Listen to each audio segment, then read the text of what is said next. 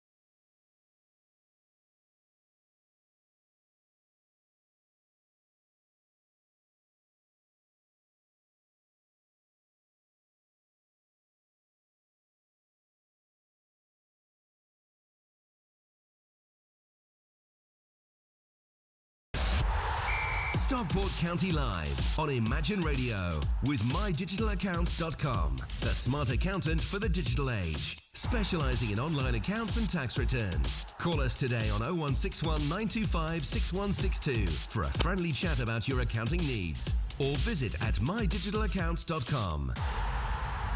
Could you be sitting on cash you knew nothing about? If you have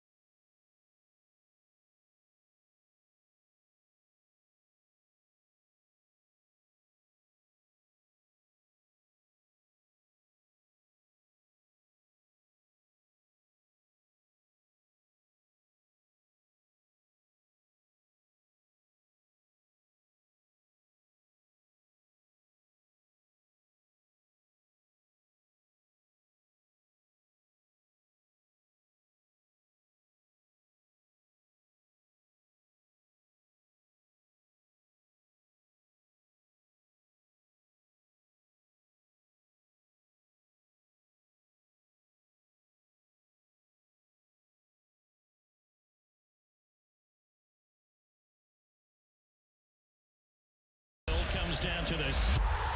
Stockport County Live on Imagine Radio with mydigitalaccounts.com, the smart accountant for the digital age, specialising in online accounts and tax returns. Call us today on 0161 925 6162 for a friendly chat about your accounting needs, or visit at mydigitalaccounts.com.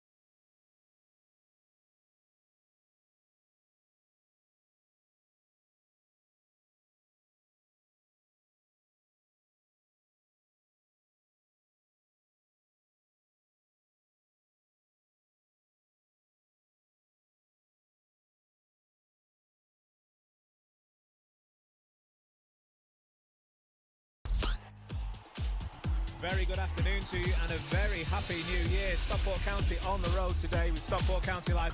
Halifax is the destination for today. County, of course, looking to carry on the march up into the playoffs and consolidate a place that they earned over the Christmas period. Two very good wins against Fylde, and of course today's business is Halifax. And it's the time of the year when Christmas trees and decorations are going down, but County's aspirations are on the way up. Victories against Fylde, against Halifax have seen County propelled into those playoff places, and now look to enter the decade, John Kieran, that may very well beckon League football. I mean, we're a little bit way off that yet, but this is the decade, hopefully, County can make that step. The man to my right, as ever, name dropped a moment ago, Mr. John Kieran. He's certainly a man who doesn't look like he's got through 17 pints of Stella last night for a New Year's Eve special. I'm sure he didn't. John, a very happy New Year. Happy New Year, Chris. You sound fresh. You look fresh. Can Stockport County come fresh and kick the year off the way they ended last year? Let's hope so. I mean, it's the 100th meeting between these two clubs. I mean, it's a fixture that's got a lot of history, and if you look down those 98 years that County have been meeting Halifax in their various guises, County got a really good record against Halifax, and let's just hope that's one that can continue today. I don't think you can read too much into the 5-1 win on Boxing Day.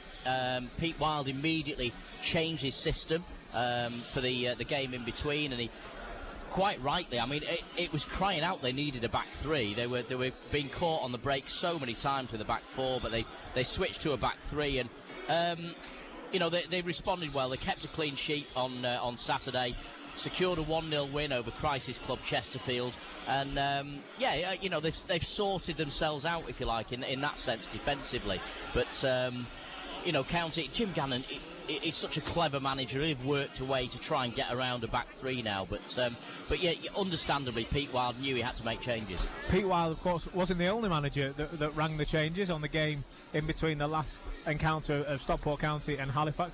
Jim Gannon rather bravely made a number of changes, the Solihull changes, if you like, for the Fylde game. And before the game, I'll openly put my hand up and say, I'm thinking it's one of those where if it pays off, you look like a genius. If it doesn't pay off, you stand to look a little foolish for changing such a dominant side. The former came out, he looked like a genius. A great win against AFC Fylde. Because of all the changes to both sides, it is a different game, isn't it, from a week ago? It is, and I mean, you've taken the words out of my mouth, really, Chris. I couldn't believe the changes. I thought they were excessive. You looked at it and you thought, well, last time we tried this, we got beat 4-1 by Solihull at home. Although we started brightly in that game. But Jim Gannon, again, he's been proved absolutely right. He knows he's got to keep his players fresh, and I was just so impressed with our showing, not just in the second half. Obviously the second half we came into our own and I thought deserved the goals that we got. But I think in the first half as well, created chances. But Fylde will look back and say, well, we hit the post, we had a great opportunity to possibly make it 3. But, we created chances as well in that game. And to go there and do them was it was a fantastic result. And it gave Jim a few selection headaches, I think, today. The festive period, I mean, this is probably the last game that you would class as one of the festive period games. But so far, you have to say it's delivered in buckets for County. I mean, you mentioned Fylde, you mentioned Halifax on Boxing Day. Two games that really, I hate to say it, John, we say it every week, but you kind of go, maybe I might take a point here. Okay, Halifax at home last week, you say we should be going winning this, but certainly Fylde away. League position doesn't always tell the full story, but County have gone and got 6 points from those two games. I hate the term freebie, but if County are to lose today, which we obviously hope they don't, if they are to lose, you still say they've taken 6 points from 3 very tough games. Well, do you know what? I'm looking at not just that, but I'm looking at the whole month, Chris, and I'm looking at Jim Gannon possibly being manager of the month again. I think Sutton United are going to nick it. I really think they're going to nick it based on tally of points. But, it's 5 wins out of 6. We start today in 5th place, just 5 points off the top of the league. It has been a cracking Christmas, as you rightly say, and it's that eye-catching win over today's opponents that will obviously excite everybody. But for me, it was the 2-1 win at Fylde. I just think to go there, get a first ever win at Mill Farm, leave Fylde perilously close to the drop zone as well, was an absolutely magnificent outcome. What a fantastic return, not just from the Christmas period, but from December as a whole. Given the fact that the gaffer rolled the dice ahead of the Fylde game and he made those changes that he didn't have to make, there'll be plenty of people that say stick with a winning team, but given that he did, and given that they've gone out and got such a good win, does that now bring in those, and I use the term loosely, those fringe players, your likes of Joe Leasley, who haven't had an awful lot of football, Dan Cowan, who haven't had a lot of football. By the way, what a finish it was from Dan Cowan to seal that victory, the last goal of the decade. What a way to sign off that was. But does it automatically puts them back in as you are one of the lads, you are one of the squad, you are one of the first teamers, because we needed you in a big game, you delivered in a big game, and we expect at least a couple of them to begin the game again today. It massively vindicates the manager's decision to make changes, Chris. I mean, we all looked at that team sheet on Saturday and thought, what on earth? That's a lot of changes. And as you say, similar changes to the Solihull game, and we feared the same outcome, but it just didn't happen. And again, I think that comes down to preparation. It comes down to motivation as well. I think Jim's got his players into such a mindset that he knows how to motivate. He knows how to get them fired up at the right time. And I was so impressed with that performance. And do you know what? In commentary, I think we did Jim a little bit of a disservice in the latter stages of that game, because we were talking about sitting deep, and it's a natural thing to do. You drop back, you try and protect what you've got. It wasn't a case of that. That was deliberate. Yeah. Jim made changes. He brought Paul Turnbull on. It was deliberate. What he was doing was saying, hey, defending is part of the game. And it wasn't about the players dropping off. It was about staying solid, keeping your shape, letting them have the ball. Let them have the ball, but let them have it in front of us. And you saw yourself, Chris, how many times they shot from 25, 30, 35 yards, wasted possession. And that was because of frustration caused by the way County were defending. And I just thought, tactically, it was a masterclass from Jim Gannon. And he's, you think back to September, he was under pressure. 5 defeats in a row, he was under pressure. I was going in pubs around Stockport and wondering what was going on. And I was thinking to myself, there's fans here saying, what's going on here? That he's under pressure, the manager's struggling here, he can't get a team to win. Jim Gannon knew exactly what he needed to do, and he made the changes at the right time, and I was massively impressed by what he did. Now we're 20-25 minutes or so away from kick-off here on Imagine. We're going to get the team news in a moment, hear that starting 11. I want to talk about the 12th man for a moment, because I know you've got a couple of stats to run through later about the size of the stadium. It is a very, very big, lovely old ground here in Halifax, and the county fans already down to our right. Look at the numbers they've come in. You wouldn't know that they had a trip to Blackpool just a few days ago, and that it's just been Christmas, and that it's just been New Year. A penny to a pound, there's a few hangovers in that stand over there, but they've all turned out in mass number again. Jim's got to pick the first 11, but what a 12th man to have there. Phenomenal. I just think, Stockport at the minute, you look at the darts with Nathan Aspinall, you look at the football with Jim Gannon. I just think Stockport as a town, with the investment that's going into the borough at the moment, I just think it's on the up. The blossoms, of course, yeah. In terms of culture, in terms of sport, in terms of business, in terms of investment, Stockport is a borough that's massively on the up at a time when there's a lot of bad news around the place about the high street and about towns struggling and people not having a lot of money. Austerity has hit hard, but I just think Stockport is bucking the trend, and I think every credit to everyone who's involved in civic life in Stockport, in sporting life in Stockport, and as you rightly say, Chris, in cultural and artistic and entertainment life as well. I just think it's a borough that's on the up, and every credit to Nathan Aspinall again, helping to put Stockport on the map. He's done that massively in the darts this week. Second semi-final in a row, fantastic news. But I just think Jim Gannon as well deserves massive credit for everything he's done. And people forget, you go back a few years when he was manager in the previous incarnations, loads of opportunities to leave. He could have gone anywhere he wanted, but he opted to stay. He was loyal to Stockport, and I love that about the man, and I love the fact that he's Stockport through and through. And I just hope, whatever happens in the future, I just hope Jim Gannon's part and parcel of that. Well, John Kieran, thank you very much. It is New Year's Day over here in Halifax. We are now, I can tell you, 20 minutes away from kick-off. The Stockport County fans, as predictably on cue, you can set your watch by them, are already making the noises down to our right. We're going to go through the whole team news next with John Kieran. That coming up next on Stockport County Live. It all comes down to this. Stockport County Live on Imagine Radio with mydigitalaccounts.com, the smart accountant for the digital age, specialising in online accounts and tax returns. Call us today on 0161 925 6162 for a friendly chat about your accounting needs, or visit at mydigitalaccounts.com.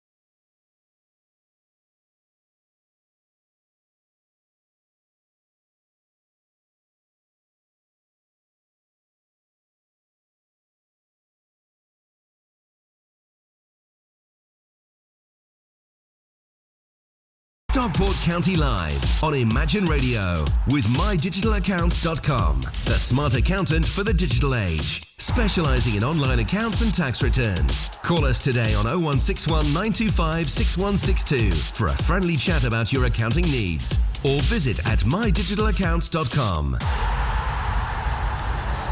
Welcome back to Stockport County Live. A very happy new year to you. Stockport County look to kick the decade off with 3 points away at Halifax Town. It's going to be an interesting game to kick the year, calendar-wise, off. My name's Chris Ridgway. His name's John Kieran. He, as ever, has got your team news. Well, it's the 100th meeting between Halifax and County, with the Hatters hoping to continue a very proud record against the Shaman over the past 98 years, having won almost half of those previous meetings. The Hatters start the day in 5th spot, just 5 points off top of the table Barrow. They're away at AFC Fylde this afternoon. It's been a cracking Christmas for County, boosted by that eye-catching 5-1 win over today's opponents at Edgeley Park on Boxing Day. The Hatters followed that win up with the first ever victory at Mill Farm on Saturday to leave AFC Fylde perilously close to the drop zone. So a run of 5 wins in 6 have made County the form team in the National League as we enter a new year. Manager Jim Gannon makes 2 changes from the side that came from behind to beat the Coasters on Saturday.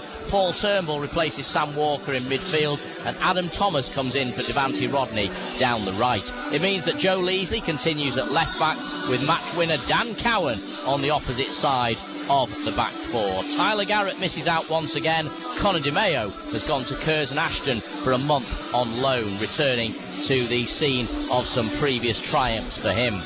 County then a 4-2-3-1. It's Ben Hinchliffe in goal. Back 4 of Dan Cowan, Ash Palmer, Festus Arthur and Joe Leasley. Jordan Keynes alongside the skipper Paul Turnbull in the engine room. Adam Thomas on the right. Tom Walker, man in form. 4 goals in 6 games for him. He's on the left. Elliot Osborne plays in the hole behind striker Niall Bell, who scored 3 in his last 4 starts. The subs for the Hatters, goalkeeper Ian Ormson, alongside Devante Rodney, Sam Minihan, Frank Mulhern and Sam Walker. That's the way County line up. FC Halifax Town, well, they responded well to their Boxing Day hammering at Edgeley Park by keeping a clean sheet and securing a 1-0 win here over crisis club Chesterfield on Saturday. A Jack Redshaw penalty midway through the second half was enough to give them the victory, the first league win since Halloween, although in fairness they had enough chances to score a few more. That win eased the pressure on manager Pete Wild, who's seen his side slip out of the playoff frame after a stunning start to the season when Town won 7 of their opening 9 to go top of the table. Wild has decided to keep faith with the side that secured that first win in 8. Redshaw continues up front and he's also switched to a back 3 since that 5-1 thrashing at Edgeley Park almost a week ago. Let's give you their starting 11 then. The Shaman line-up with Sam Johnson in goal. Back 3 of Niall Marr, Nathan Clark and Matty Brown, the captain. He scored an own goal actually on Boxing Day. Midfield 5, Jeff King down the right, Danny Williams down the left, and the central midfielders Josh Staunton and Charlie Cooper, the 2 holding midfielders, with Cameron King pushing on from the middle to support a front 2 of Jamie Allen and Jack Redshaw. The subs are Liam McAlinden, who scored at Edgeley Park on Boxing Day, Toby Show Silver, who was hugely disappointing at Edgeley Park on Boxing Day, Sean Mikulski, Josh MacDonald and goalkeeper Will Appleyard. You won't miss a kick. Full live and exclusive commentary comes from the National League. We're here at the Shea. It's FC Halifax Town against Stockport County in association with mydigitalaccounts.com. We're on the World Wide Web for subscribers to County Player. Just visit stockportcounty.com for details. And we're on your official county station. This is Imagine. John Kieran, thank you very much. Let's just have a quick look down this Stockport County 11 then. Adam Thomas, he's starting in that number 7 role. Joe Leasley has got the number 11 role. For me, they're the 2 roles to start with. Are they the right choices for you? I think it's very hard. This is going to sound daft because, you know, we won 5-1 and he changed the fullbacks. I think it's very hard to change them after that win at Fylde. And I'm sure there's been difficult conversations. And I'll tell you now, Sam Minihan's not very happy. He's been in the form of his life so far this season. He thinks he's getting rested for one game, finds himself out for the next game. But I do think it's very, very difficult for the manager. How on earth do you keep everybody happy, Chris? Is it a situation... we call them the Solihull changes because initially they were made for that game against Solihull, where they were up against a very tall, very strong, very physical and athletic side. Fylde didn't really have the same athleticism or height in particular about them. Halifax don't really have the presence of a Solihull either, if I'm honest. So do you think Jim Gannon, is it a case of not knowing his best 11, or is it more playing to the strengths? It sounds hard to say. We shouldn't be setting up for how the opponent matches up, but in a way you kind of have to. Yeah, I know exactly what he's saying. I think he knows his best 11, but I think what he's trying to do is keep everybody fresh, and he's also looking at the potential of losing the loans. He's also thinking about, you know, are some of them going back? Are we going to be without them in a few weeks' time? And I think that's probably his bigger consideration, Chris. Looking through the rest of the team, Elliot Osborne, we expected to keep his shirt. He has done. Tom Walker, we knew he would. He has done. Paul Turnbull, Sam Walker swapping shirts. Is that like for like? I mean, if I'm honest with you, I was quite surprised to see it. I thought we were going to see Sam Walker retain the shirt. Is there much between the two? No, there's nothing between them. If anything, look, Paul Turnbull gives you probably more solidly defensive shape. Sam gives you more balance. Sam's naturally left-sided, so he gives you a lot more balance. So I think it's extremely, extremely difficult for the manager in terms of thinking ahead, in terms of thinking, what are we trying to achieve? I think away from home, Paul Turnbull, probably not a bad option, Chris. Looking at the Stockport County bench then, Sam Minahan, Sam Walker and Devante Rodney alongside Frank Mulhern. They're three players in particular who would feel like they've done enough to keep hold of this shirt. They'll be itching to get on, which means you've not just got the attacking threat from the bench, you've also got it with a bit between its teeth. You know, yes, they're attacking players, but at the same time there's a buzz about them. There is, and I think, Joey Connor was saying that, wasn't he, at Filed on the weekend? He was saying that there are so many options, so many possibilities, so many changes the manager can make. Devante Rodney, did he do enough to stay in the side? Probably not. Elliot Osborne, I know you're a massive fan, Chris, and you've been singing his praises since the first whistle of the season. And I think, the evidence is there now. You look at him, he's the top scorer. He's got to play. He's got to play in that number 10 role. And Tom Walker, he's a man in form, 4 goals in 6 games. And I think I probably thought that's what we were going to get from Devante. Devante, of course, knows his way around here really well. Finished last season with the Shaman, scored 7 in 12 appearances. And whilst we've had performances from him, we've not had that same goal return. Yeah. The goals have been shared out between the likes of Elliot and Tom and Niall. So I think the managers looked at it and thought, well, Adam's got 4. Adam's got 4 this season, and he's not been a regular starter in the last few weeks. So let's give him a chance. Let's keep Devante fresh. In fairness to Devante, he's also had a slight niggle, hasn't he, with a little bit of a back injury. Yeah. So it's probably the sensible change. Yeah, he was clearly holding I think it was his leg as well when he came off against Fylde. Just very quickly, because the mascots are all lined up. I suspect we're going to see the teams any moment coming out onto the park. Tom Walker, when he was subbed off against Fylde last weekend, huge cheers of sign him up. If he comes off again today, you expect to hear the same. Is he now in a position, if I'm right in saying 2 games left in his loan, including today and Saturday, I think I'm right in saying, has he already done enough to make the manager's mind up one way or the other, do you think? It's not as straightforward as that, Chris. I think he probably has made his mind up in terms of the manager. I think the manager would probably quite like to keep him. What the manager's got to consider, we've talked about this before, he's got a pay structure. Yeah. He's got a system in place whereby there are no massive highs and lows. Everyone's pretty much around the same amount. He'd have to push the boat out to some tune. We all know, it's not a secret, that there's talk about potentially the club moving on to new ownership. It hasn't happened yet. It may well do, but we're not in a position to confirm or deny any of that at this stage. The only thing I would say, Chris, is the board that exists at the moment, and I say this as part of it, when we set out 5 years ago, we drew up a plan and we said our aim is to make the club sustainable, stable and attractive to investors. We've had a load of chances in the meantime. A load of people have come along who are, nowhere near good enough to be the guardians of Stockport County. But, hopefully we're going to see a point where it does change and we are able to see that investment. It hasn't happened as yet, so we've got to look at it from a rational perspective. Jim, as well, has also been very loyal to the squad he inherited. Inherited, that's not the word. The squad he had last season that got him into this league in the first place. I think Jim, if Jim got an influx of cash, would probably rather reward the players that he's already got and lift them up.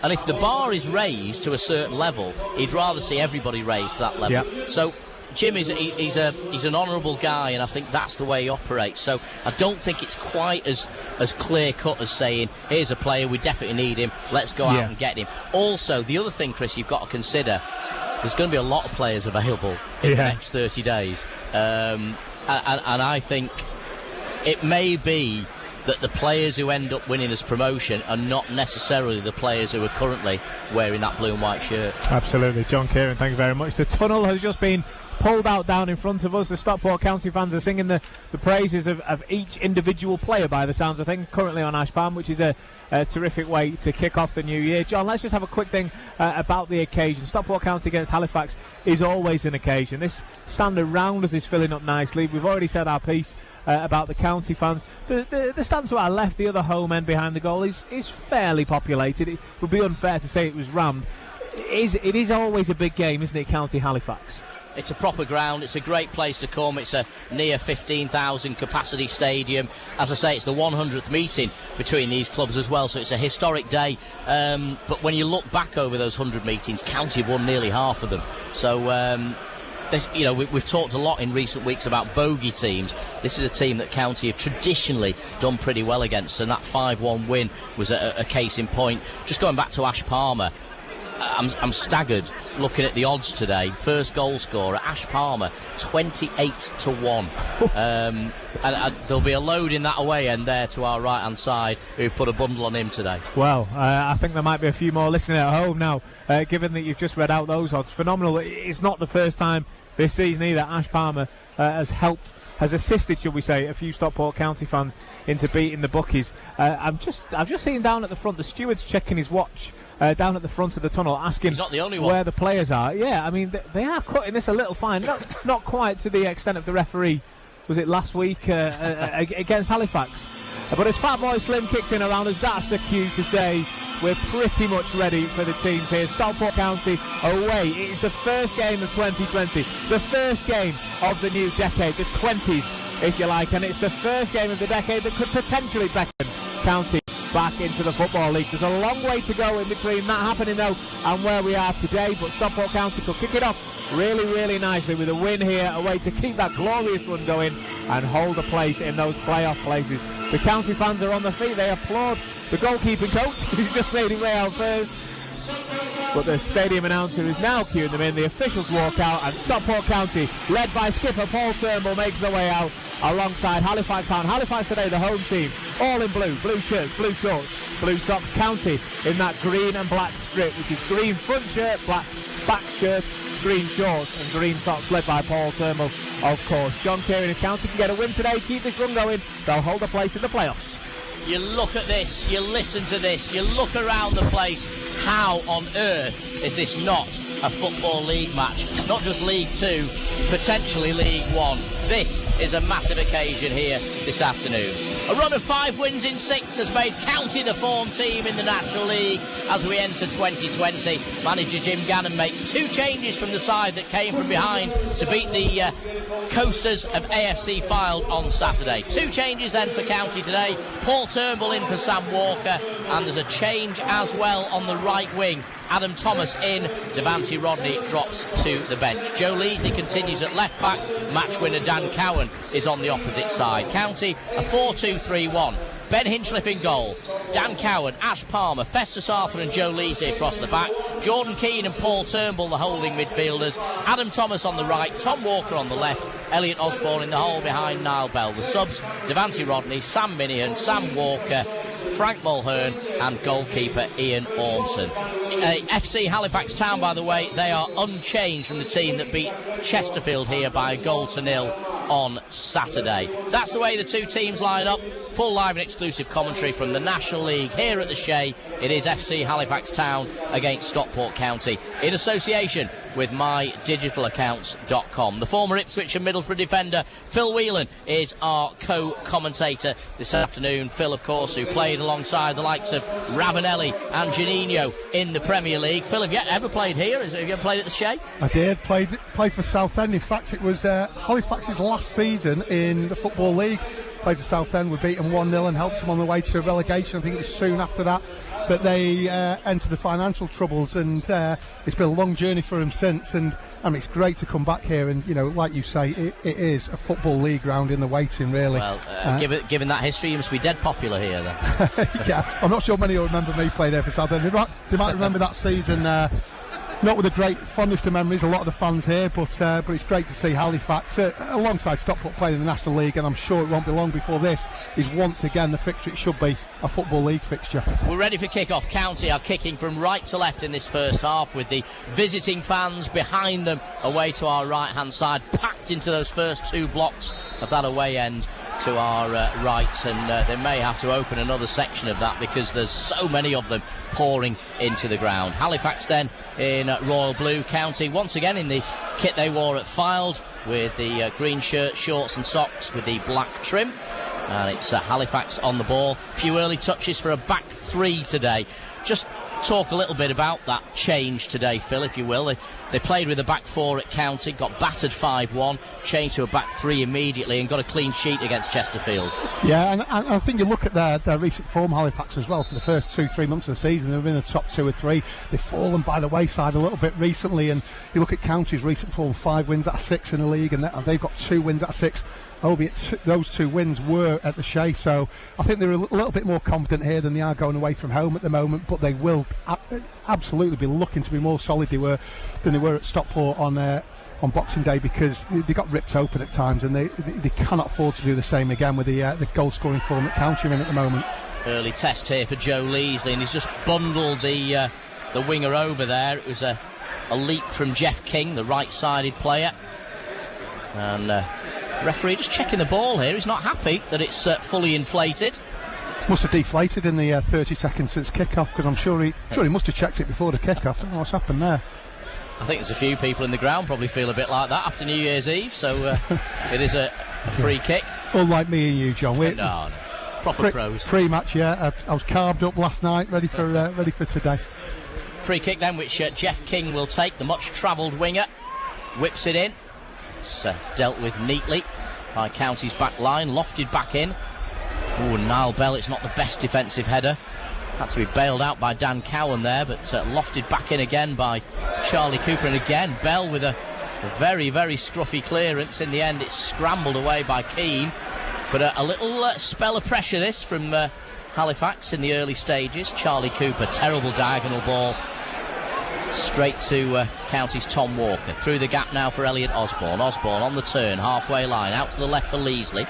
Leasley shepherded back into his own half by Jeff King. Did well to hold on to possession, but then as he plays it forward, it's a comfortable clearance for the centre half Niall Marr, playing on the right side of that back three. Jordan Keane lofts it forward again, back into Shaman territory. County back on the ball with Leasley, midway inside the opposition half. He's got Walker on the overlap, wide left. He's got to use him at some point. Eventually he does. Walker crosses, it's too deep for Niall Bell. Plucked out of the air by 6'7" Sam Johnson. And the giant goalkeeper signed from Port Vale in January of 2017. He's been here a couple of years now. Bowls it out to Niall Marr on the right-hand side. And already, you've got to say, Halifax look a lot more solid, even in these early stages. Yeah, they've started off quite brightly going forward as well, actually. County just on the ball going forward now, Elliot Osborne. Out to the right, urging Adam Thomas forward, and the Prenton lad taking on the left-sided defender Matty Brown, puts it into the box. What a good save from Johnson. Tom Walker with a snapshot on the corner of the 6-yard box. It was on target. Sam Johnson wasn't going to let that round, but it is a corner to County. And we have the debate about Adam Thomas coming into the team, Devante Rodney being dropped, and we saw exactly why Jim Gannon likes Adam Thomas. He works his socks off, especially away from home when County need that, but he also gets a lot of crosses in. Great wide play, crossed it. Good chance for Tom Walker there, good save by the keeper. Cross went through the legs of Matty Brown. The corner's taken short to the near post, but it's scrambled away by Halifax. Josh Staunton, the England C captain, up to Redshaw. Redshaw back now to Danny Williams, the experienced left winger, up to halfway. Here's Staunton again with the white boots. Out to the right-hand side, urging Jeff King forward. Jeff King, whose Uncle John was an Altrincham and Tranmere legend, you may remember. That's a clever ball by King. Through the gap for Jamie Allen. Back out to the left side now for Williams. Potential for a cross here. He's opted not to whip it in just yet. Plays it short again to Allen. Allen popping up on the left wing. Dinks it in. It's dealt with by Festus Arthur. Composure from Turnbull was exquisite. Cleared by Keane. Up towards Bell. Bell can't hold on to it. Charlie Cooper takes over, but not for the first time this afternoon. Charlie Cooper looks a little bit cold. Hasn't quite got to the pace of the game yet. Charlie Cooper, whose granddad Terry played for Leeds in England. His dad Mark had him at Forest Green as well. County throw on the far side. Still 0-0. 5 minutes gone here on Imagine in association with mydigitalaccounts.com. It's County on the ball. Turnbull. Yeah, and it was interesting there, John, as King played that ball straight out of play, the groans from the home crowd as well, and I think that's just how they're feeling at the moment, the Halifax fans, a bit frustrated by how the team have just fallen by the wayside over the last couple of months. Walker had his pocket picked but wins it back well. Keane. Now the referee's brought play back here. What's the decision? Yeah, it's given a free kick to County, but... Would you not have played the advantage, though, Phil? That's why I'm hesitating to call that. Yeah, I don't really like to call referees, but from up here, that making the point. Seemed an obvious decision. Elliot Osborne had the ball probably 25 yards out on the left side of the area, looking to go at the right back, and there was an opportunity for County there. You bring it back, they've got their 4 or 5 6 foot plus defenders now to come and head this away. Yeah, but the game's always easy to ref from up here, I guess, isn't it? Peter Gibbons, the referee today, this New Year's Day, start of a new year, start of a new decade.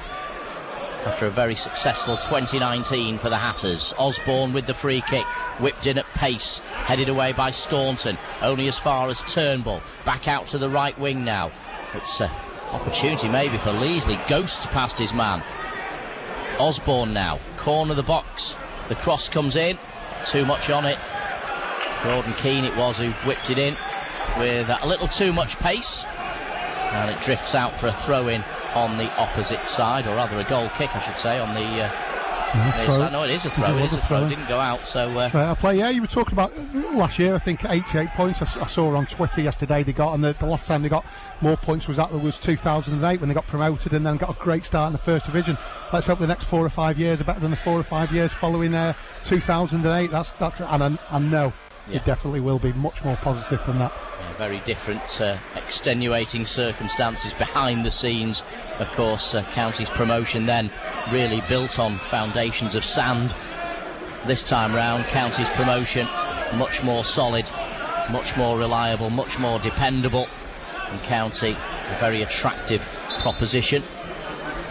You just look at the team they've got out here today, but you look at the bench as well, and Jim's back, and again, you can rely on him because we know what he's done the 2 or 3 other times he's been at County as well, and it's just really, really exciting times to be a County fan. The stewards trying to get County fans into the seats, into the rows rather, away to our right. They need to open another block. There are too many of them coming in, and the stewards are trying to keep them off the aisles, but if they just opened another block, it wouldn't be hard.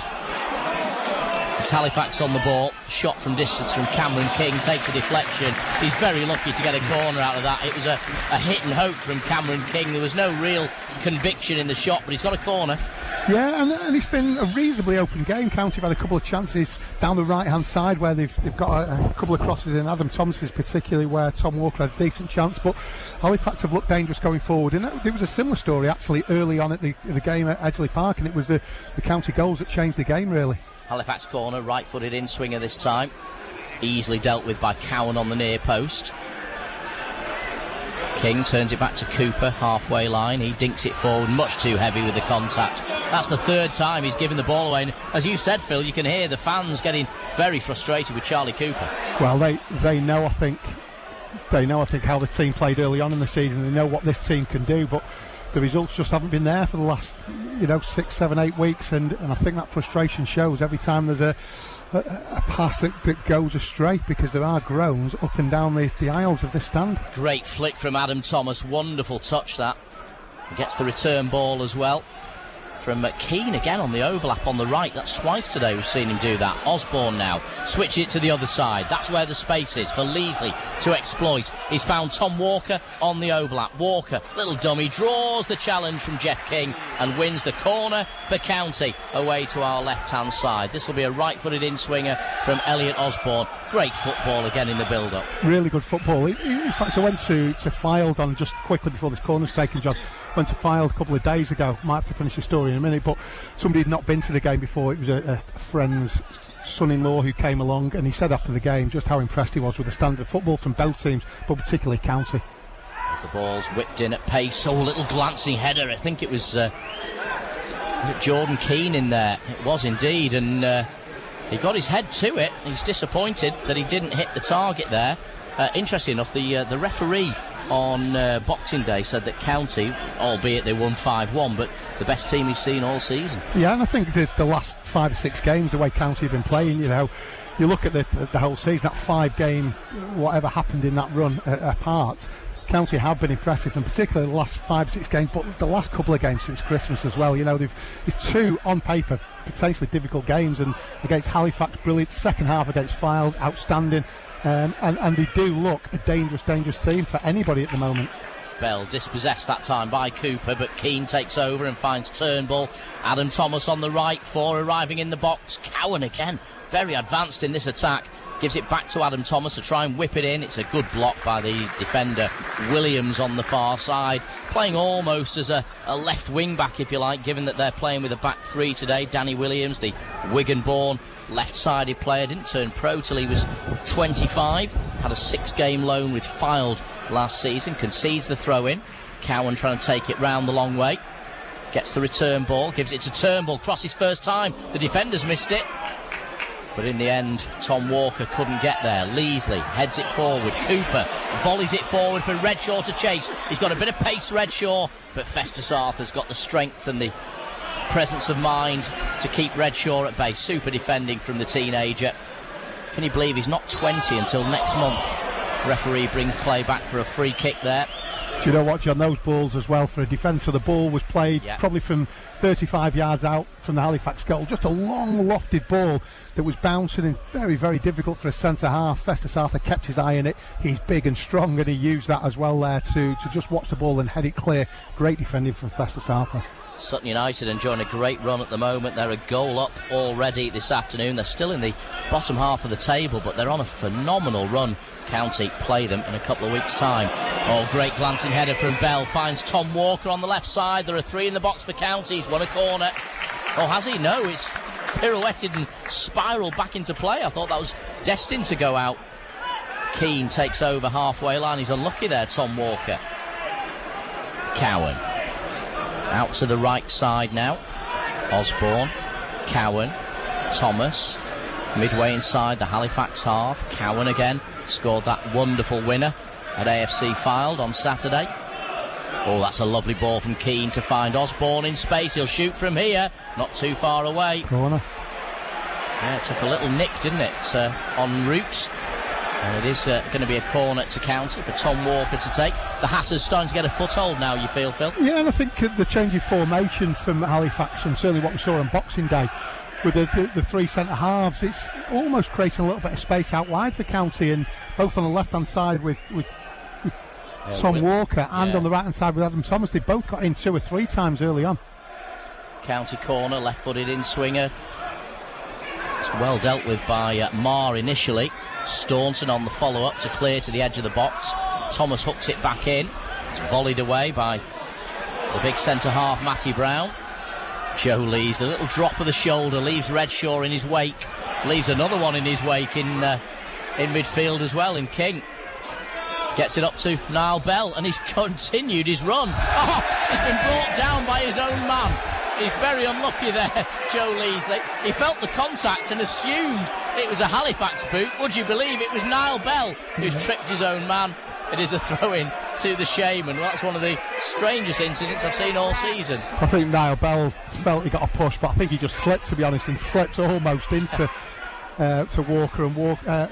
Sorry, Leasley it was, wasn't it? And Leasley just couldn't quite keep his feet. It was quite comical. You mentioned the space in behind the wing-backs for Halifax. In fairness, both wing-backs are really wingers. They're certainly not defenders. Danny Williams on the left side and Jeff King on the right. Yeah, it might be a little bit of, because on Boxing Day they played the Halifax right back. He was not involved today, the number 2. I don't know what his name was, John, but he played left back and was one of the most right-footed players I've seen at Edgeworth Park, Duckworth, and they really struggled. The balance of the side wasn't the same, and maybe that's got something to do with it. They just don't have a left back at the moment, and decided this is the best option. Great skill from Jordan Keane, releases Leasley, now up to Thomas, who's come out to the left side. He's been hassled and harried here by Staunton, out towards the corner flag. Adam Thomas very unlucky, but he gets the corner. I thought he'd played it into touch himself, but must have come off the studs there of Staunton's boot. County 4 corners, Phil, in the opening 14 and a half minutes. Yeah, and I think from corners recently as well, again in the last half dozen games or so, County have looked more dangerous. They've scored from a couple of them. Yeah. You know, and there was games earlier in the season where, again, there was a bit of frustration because County invariably get the majority of the corners in a game, but weren't making them pay, where they do look more dangerous, both the quality of the ball in from Osborne here and the players attacking the ball as well. Yeah, scored off 2 corners on Boxing Day against today's opponents, AFC Halifax Town. It is a corner to County. Right-footed in-swinger again from Elliot Osborne. The referee just having a word with Niall Bell here. Oh, it's off the line. And there's a chance, though, for Festus Arthur, but he blazes wide.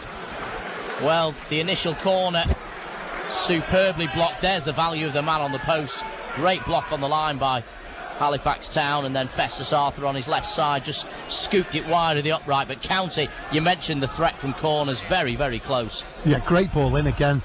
I think the corners from the left-hand side, Elliot Osborne taking him and he's playing him in. Adam Thomas just over his head evaded him, and Ash Palmer got a left foot on it, cleared off the line, came out to Festus Arthur, and again unfortunately came to his left foot and he couldn't quite control it.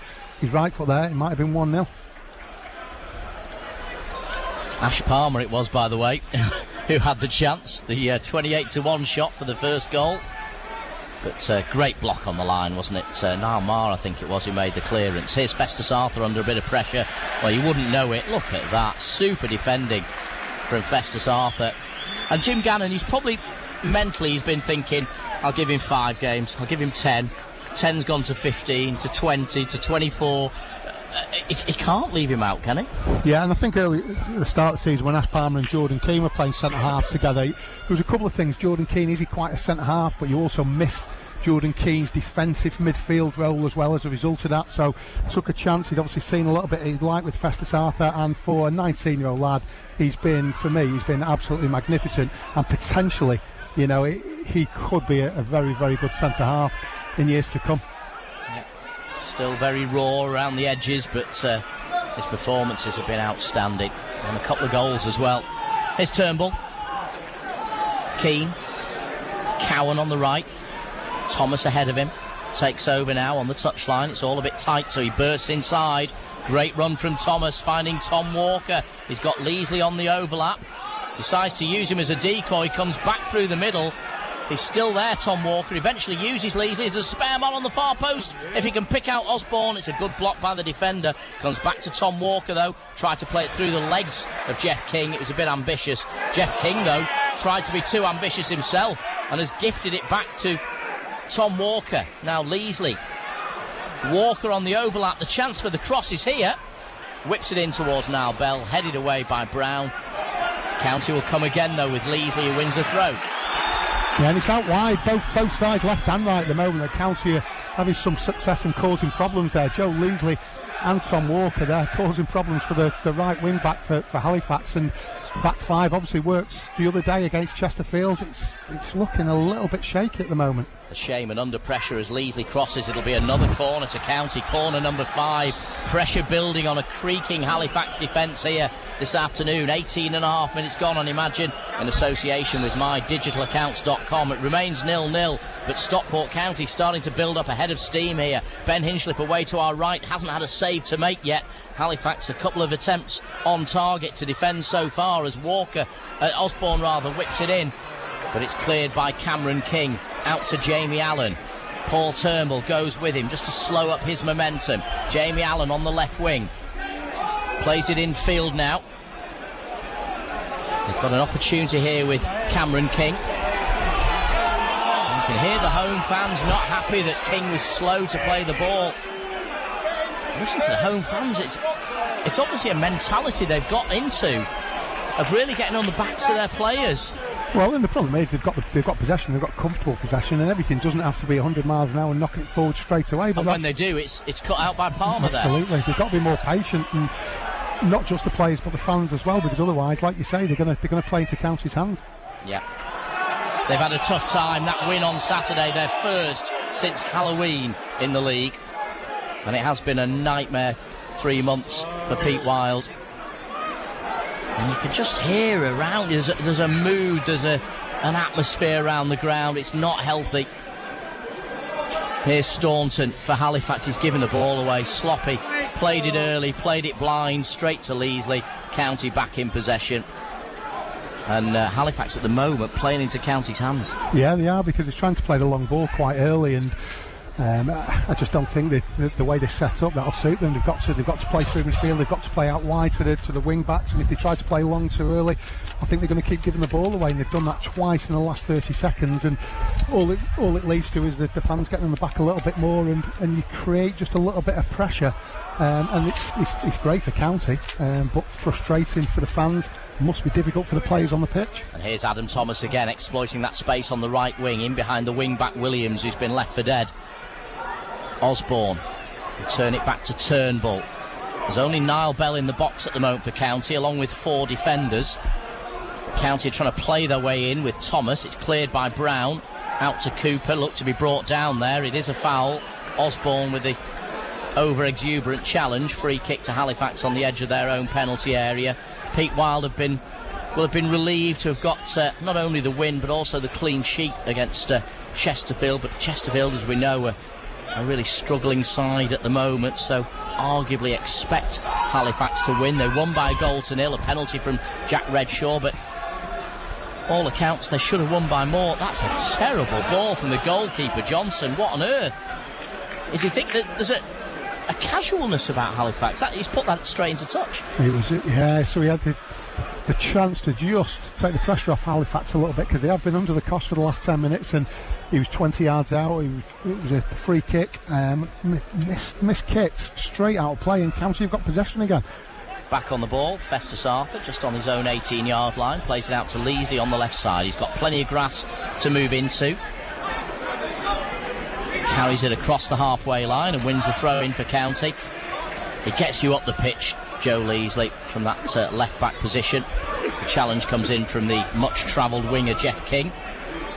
Yeah, Joe Leasley, he's had his ups and downs in his spell at County so far, but I thought in the game at Fylde, I thought it was his best game that he's had so far for County, actually. I think he was really impressive, both defensively and going forward. And it's defensively left back, you might be a bit concerned, but he did really, really well defensively when he needed to on the away game on Saturday, actually. I forget what day it is, John, at the moment. I'm the same, don't worry. It was definitely Saturday. It was Saturday for Fylde, yeah. And he was impressive leading. He started off really brightly as well today. He's drawn the foul for the former St Mirren man, Jeff King. It is a free kick to County now, just in from the left touchline. He's amazing, Leasley, two-footed, genuinely two-footed. He's taken that with his left. He'll tell you his right is his strongest. Here's Niall Bell. He couldn't quite manufacture the opening. The defender there, I think it was Charlie Cooper, just easing into Niall Bell. And he's getting a pat on the back from Josh Staunton for his efforts there. Just eased Niall Bell away from the ball. And as a result, Bell unable to get it under control. But it remains 0-0. County by far the better side in this opening quarter of the game. But no goals as yet here on Imagine, in association with mydigitalaccounts.com. Jordan Keane heads the ball back where it came from. Adam Thomas helps it on. Cooper's there again. That's a good header from Cooper. Out to the left side, but Adam Thomas has picked the pocket of Matty Brown. He's away down the right side. Thomas is crossed. Bell with a flick, trying to guide it into the far post. It's missed the target, but it's kept alive by Tom Walker. Back to Elliot Osborne. He's isolated Staunton. It's Osborne right across the face of goal, and it'll drift out for a throw-in on the far side. County very unlucky. So close to taking the lead. Halifax are clinging on. It stays 0-0. Well done to Adam Thomas there. It looked like Matty Brown, the Halifax centre-half, had time to clear it. Just delayed too long, but it was Adam Thomas not giving up. He blocked it. He got in down the right-hand side once again. It's not the first time he's got him down the right-hand side. He crossed the ball. Niall Bell, he was just ahead of the near post, couldn't quite get enough on it, but it was actually the best chance was probably Elliot Osborne cutting in from the left-hand side onto his left foot. Didn't quite catch it properly, and it went across the face of the goal. But 2 opportunities again for County to break the deadlock. Matty Brown had a nightmare really at Edgeley Park on Boxing Day. Conceded the own goal, but really looked out of sorts. The Halifax captain, signed on a free from Chester 4 years ago. Actually came through the ranks at Manchester City before playing for the likes of Northwich and Marine, but really did look horribly exposed in that left-sided centre-half position. Playing as a left-sided centre-half again today, but left side of a 3 this afternoon, as Williams' clearance charged down by Thomas. It's a throw into FC Halifax deep in their own half. They are a Phoenix club.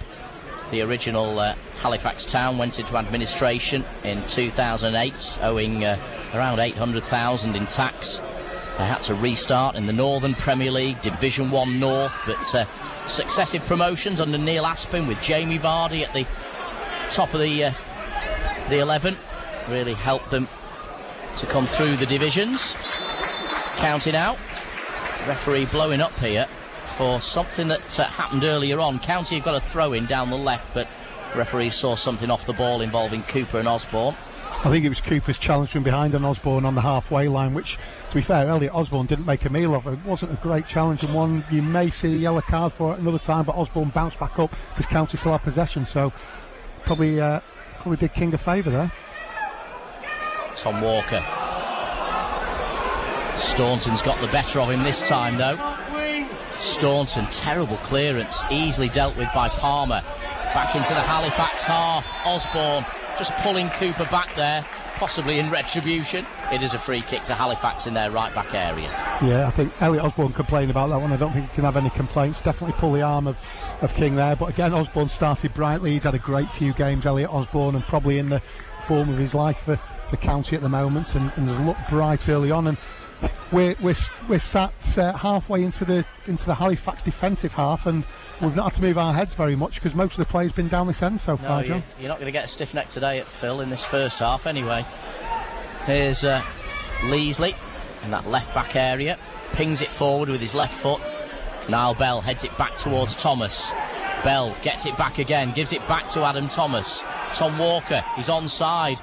The Halifax back line appealing, but Tom Walker's got away from Jeff King.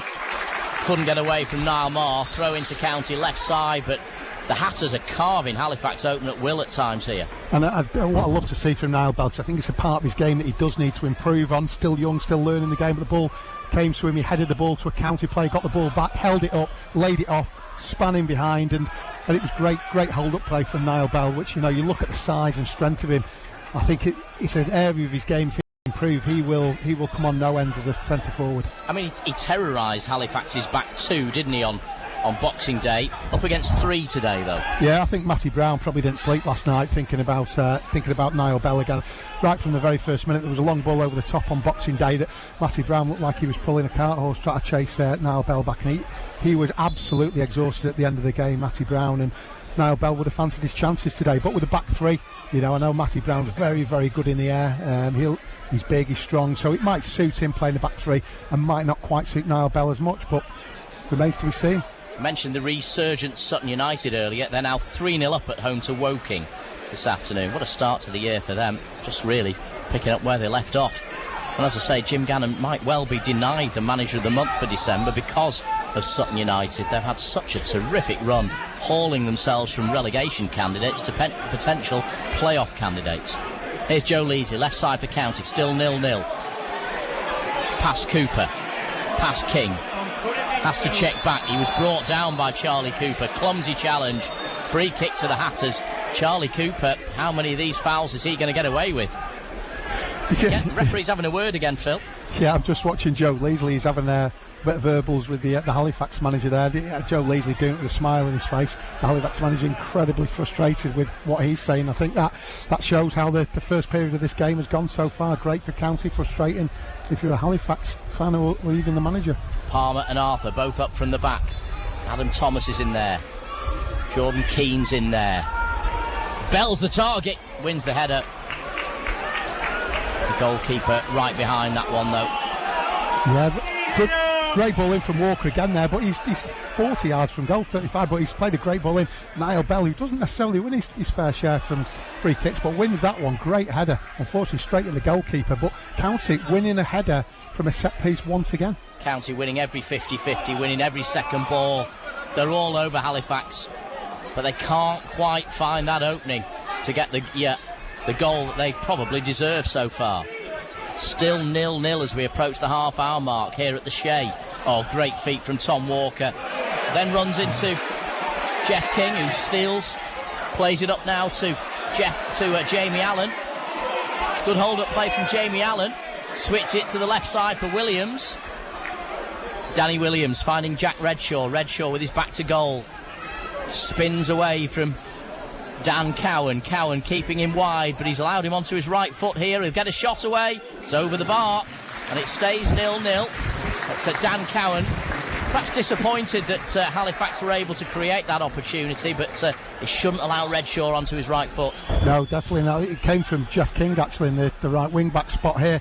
I think because Tom Walker's had so much joy, I think he thinks he could go past him every time, but great defending. Jeff King played an early ball up front into a lot of space actually there for Jamie Allen, and like you say, you've got to be careful with Redshaw because he's got a fantastic right foot, cut inside, just too much on it, it just curved over the top right hand side of the goal for County, but shows that Halifax are still dangerous, especially if they can get the ball on the break as they have here. Here's Allen again,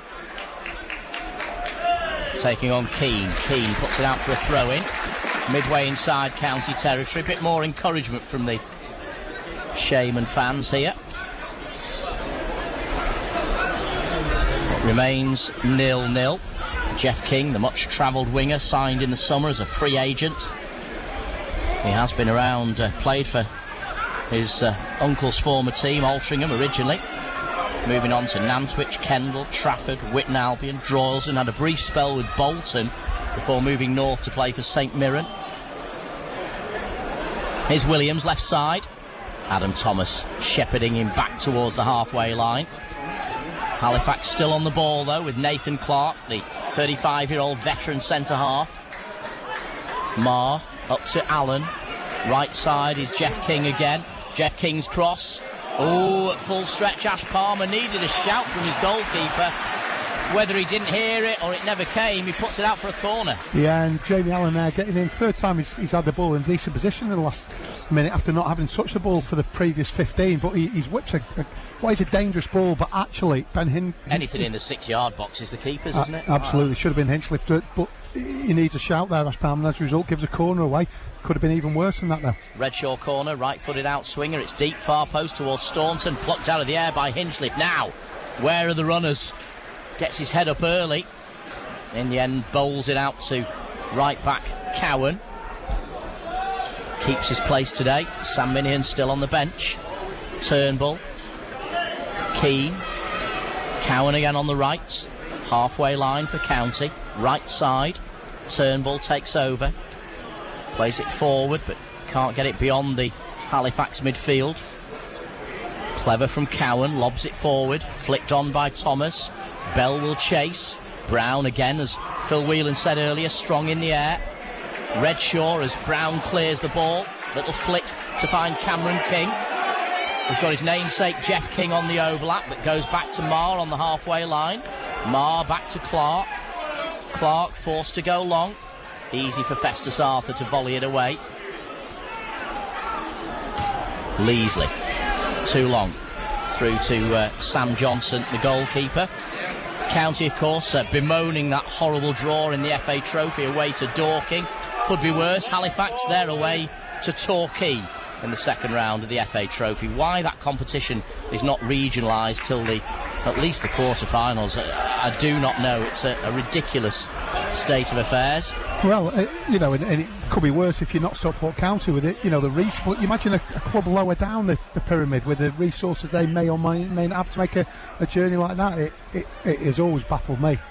Well, for Dorking as well, it's a big game for them, but they're going to have to meet some of the travel costs, which is ridiculous. Here's Redshaw now for Halifax, jinking his way through the County defence. But then not quite sure what Staunton was trying to do there as he back-heeled it into space. But Halifax, just the last 5 minutes, starting to get a bit of belief. No, they haven't. Well, I don't know if you can hear at home the crowd behind us, but the crowd have got behind them now instead of getting on the backs, and that's because it has been a much brighter period of play for Halifax last 5 minutes, and they do look dangerous when they're attacking. They look vulnerable at the back, but they do look dangerous on the attack. Staunton finds Williams on the left side. Williams now back to Staunton. Still no Frost from Halifax. He squares it instead for Niall Marr, up from the back, through the middle for Redshaw. Good challenge from Festus Arthur, then a very forgettable shot from Staunton. He's actually found the 4th tier of that away end behind the Stockport County goal, and the Hatters survive. 3 attempts from Halifax, all of them off target. 7 from County this afternoon, but it remains 0-0 with 10 minutes to go to the break here on Imagine, in association with mydigitalaccounts.com. But a bit of belief for the home side. Yeah, the shot was a bit disappointing. The fans, a few of them were thinking they'd gone to see it in this rugby league heartland. I think it was a bit below that. But yeah, I mean, in terms of the way the whole game has gone, County have dominated really and looked dangerous and had the opportunities. Really, they'll be very disappointed not to be at least 1 goal ahead. And we've just seen in the last 5 minutes, if Halifax have a bit of possession and a bit of play, they have got the players going forward to cause County trouble. So I think a goal might just knock the stuffing out of them if County can get a goal now. So if County keep playing like they are, then and again down the right hand side again. Thomas down the right wing, his cross very well blocked by Brown, cleared by Staunton. County will come again though. Oh, great feet from Keane, great skill from Keane. Was he clipped by the defender, Charlie Cooper? How many chances is Cooper going to get? It's a free kick to County in shooting range. The referee reaching for the magic spray, but Charlie Cooper at the moment, how on earth he's not got a booking, I do not know. It is a free kick to County, and this could be the chance for the opener. And Jordan Keane there, the ball came to him and he's played it through his legs and round the first defender, and he's flicked it round past the second who's just caught me. It was Charlie Cooper once again, his 4th foul in about the last 7 or 8 minutes I think, and the sort of foul that has stopped a County attack, which is often what you get booked for. But Jordan Keane was fantastic in the middle of the park there. Well, Tom Walker scored from this kind of range on Saturday. This looks more like Elliot Osborne fancies it. It could go either way. Yeah, 25 yards out, just on the left-hand side of the Halifax goal. So it's an opportunity, this, John. Surely Tom Walker having scored on Saturday, but it looks like it's going to be Osborne who's dinked it in. It's headed back by Palmer to Thomas. Scoops it wide of the upright. It was a training ground routine. They picked out Palmer on the far post. He headed it back towards the 6-yard line, and Adam Thomas on the half volley. I think he's disappointed that he didn't hit the target. Well, they filled us all there. I thought that was a guaranteed shot at goal there, in a dangerous position, 25 yards out. But as it happens, they probably created a better opportunity because of the way they played the free kick to the far post. Fantastic header back from Ash Palmer, and he was just slightly behind Adam Thomas, who hooked his right foot but just couldn't get it on target and drifted just wide of the far post. Another decent opportunity for County. The big change from Boxing Day between this game and the game against Halifax at Edgeley Park, Niall Bell just hasn't been as influential, and that's presumably due to this switch to a back 3 or a back 5, however you look at it. I also think they've dropped a couple of yards further back as well, John.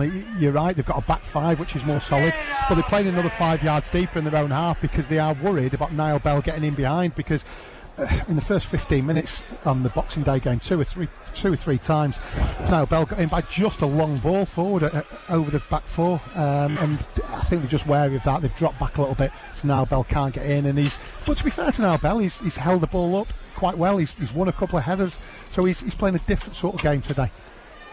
County free kick, halfway line. Adam Thomas with a glancing header, Staunton with the clearance. Ash Palmer took it on his chest, but took it out for a throw-in.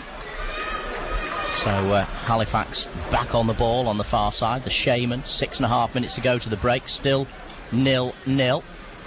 Chested that like he'd headed it though, Johnny. Yeah. Must have gone about 20 yards there. Mustn't have been having the same diet as me over Christmas, that's for sure. Must have been to the gym more often, I think. It's been a strange season for Pete Wild. They won 7 of their first 9 to go top of the table, but now just 1 win in 8, dropping out of the playoff frame. Level on points though, still with the likes of Solihull in 7th. But that was a terrific win here. Pete Wild, we were listening to 1 or 2 of their fans suggesting that if they'd lost here against Chesterfield over Christmas, it could have been curtains for the manager, who only took over 9 days before the new season in the summer.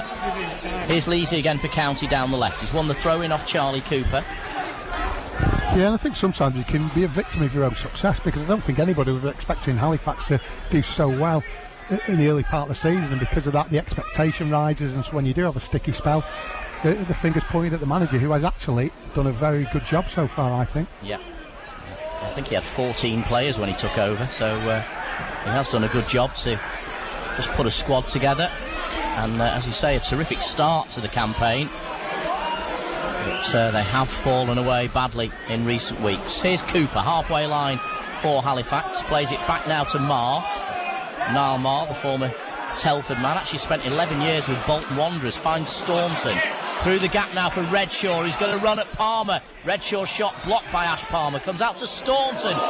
He was closer this time with his left foot, but the flashing white boots of Staunton again off target. 4 attempts from Halifax in this first half, all of them wide of the target. Ben Hinchliffe yet to make a save. It stays 0-0. 5 minutes to go to the break here on Imagine in association with mydigitalaccounts.com. Good feet in the middle of the park from Staunton then as well. Played it up to Redshaw, who was again desperate for his right foot, but the experience of Palmer there didn't allow him his right foot, blocked it, but it came back to Staunton, who whips a ball across the face of Ben Hinchcliffe, but just too much on it and drifted over the bar. But again, just shows the danger that Halifax have, especially on the break. Bell penalised for a little shove there on Charlie Cooper. Free kick quickly taken. Halifax back on the front foot with Danny Williams down that left-hand side. The Wigan-born winger, signed on a free from Accrington in the summer. One of Pete Wild's first acquisitions. Leasley wins the throw-in rather fortuitously off Jack Redshaw. He's a good player, Redshaw, by the way. Signed as a free agent last month, but he's had an 18-month injury nightmare, really. But seems to be returning to full fitness now. Scored that winning goal on Saturday against Chesterfield, but released by Salford in the summer. Actually scored for Salford in that 2-2 draw against the Hatters 2 years ago at Edgeley Park. You may remember that game. He's got good pedigree though, came through the ranks 9 years at Manchester City before moving on to Rochdale and Salford. Had spells with Altrincham, Morecambe, Blackpool as well. 29 now, the diminutive striker, only 5'5", but he's a live wire up front for Halifax, and if they can get him 100% fit, firing on all cylinders, he could be a dangerous player for them in the second part of the campaign, and could be dangerous to County this afternoon. There's Matty Brown clearing his lines down the left side. Turnbull keeps it in play, but he's giving it away to Cameron King. Cameron King gets away from Turnbull very easily, and he's followed his run all the way to the edge of the box. Now Palmer, did he use his arm? The referee had a great view of it. No penalty and no question from the referee. Niall Bell's offside. Free kick to Halifax. To be fair, the appeals were from up here, Phil. Not many Halifax players appealing. Yeah, I mean, from up here, it looks a stonewall penalty from up here, but we've not got the best angle, so the referee was in a much better position than us. There's a couple of the players complaining that Ash Palmer had used his hand as he knocked it past him, but fortunately he didn't, and it wasn't Paul Turnbull's greatest 30 seconds of football either. He gave the ball away, kept it in play but gave it away, and then I don't know who it was that went past him very, very easily actually, and that's gave the opportunity to take Ash Palmer on, tried to flick the ball past him. It did look like his right arm was out and stopped the momentum of the ball, but the referee, like I say, was 20 yards away. We're 150 yards away, saw it much better than us. Festus Arthur on the ball. We've got about 90 seconds to go to the break. Still 0-0 here on Imagine, in association with mydigitalaccounts.com. Cowan, the match winner on Saturday, fizzes it into feet for Thomas, who does well to control it, lays it off to Turnbull. Turnbull be disappointed how Cameron King got away from him in that last passage of play. Arthur, Keane, he's played well so far, Keane today, finds Tom Walker, up to Bell, clever from Bell, great feet from Niall Bell, leaves Niall Marr in his wake. Turnbull now to Osborne, in behind is Adam Thomas, he's got to cut this back. He did. Tom Walker couldn't get there fast enough. It's half cleared by the Shaman. County come again. It's Osborne. Thomas helped on to Keane. Strikes it from the edge of the box. Blocked by Niall Marr. County will try a third time. Down the right with Cowan. Drills it in hard and low. comes off Osborne. The shot from Walker, he's dragged it wide of the upright. Looks as though we're going to be going in 0-0 at the break. Yeah, and frustratingly 0-0 as well, because another 2 or 3 opportunities in a spell of 30 seconds there for County, and it was the last opportunity. It was probably the best opportunity as well. Ball broke to Tom Walker just on the edge of the box on his favoured left foot as well, and he's just pulled it to the left of the goalkeeper's goal. And Halifax mighty relieved to not concede again, and mighty relieved to be going in what looks like 0-0 at half time.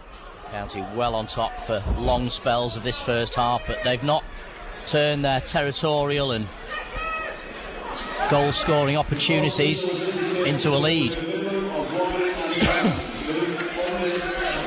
I'm sure you heard on the tannoy, 1 added minute. Leasley is under pressure from Allen, gets it away down the left side towards Tom Walker. Marr intervenes, finds Jeff King. Jamie Allen's got space down the right, in behind Leasley, crosses towards Redshaw, and Paul Turnbull touches it back to goalkeeper Hinchliffe. Ben Hinchliffe decided that wasn't a back pass. The referee seems to agree. It wasn't a back pass, I don't know what it was.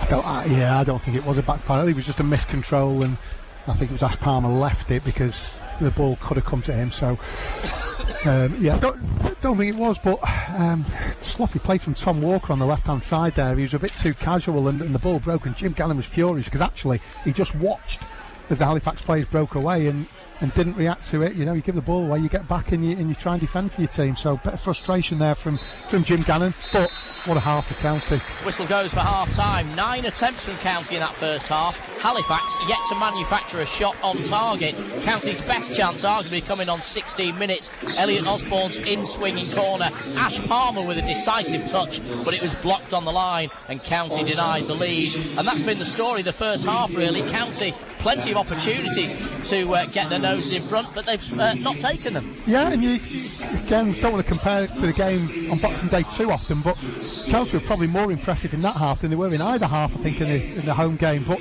just couldn't convert the chances, and the goals have been coming from all over the park in the last few games as well, and the chances have come all over the park as well. There's not just one or two players that have had chances. There's probably 4, 5, 6 players for County who had those 9 decent chances. And yeah, great play from County. They must be really pleased. Jim will be delighted with the way they play, and if they can come out and play again the same way in the second half, there's no way this game's going to end up 0-0. Half time at the Shea, honours even so far, but Halifax have been clinging on for long spells of that first 45 minutes. Half time here, it's Halifax Town 0, Stockport County 0. It all comes down to this. Stockport County Live on Imagine Radio with mydigitalaccounts.com, the smart accountant for the digital age, specialising in online accounts and tax returns. Call us today on 0161 925 6162 for a friendly chat about your accounting needs, or visit at mydigitalaccounts.com. Beautiful.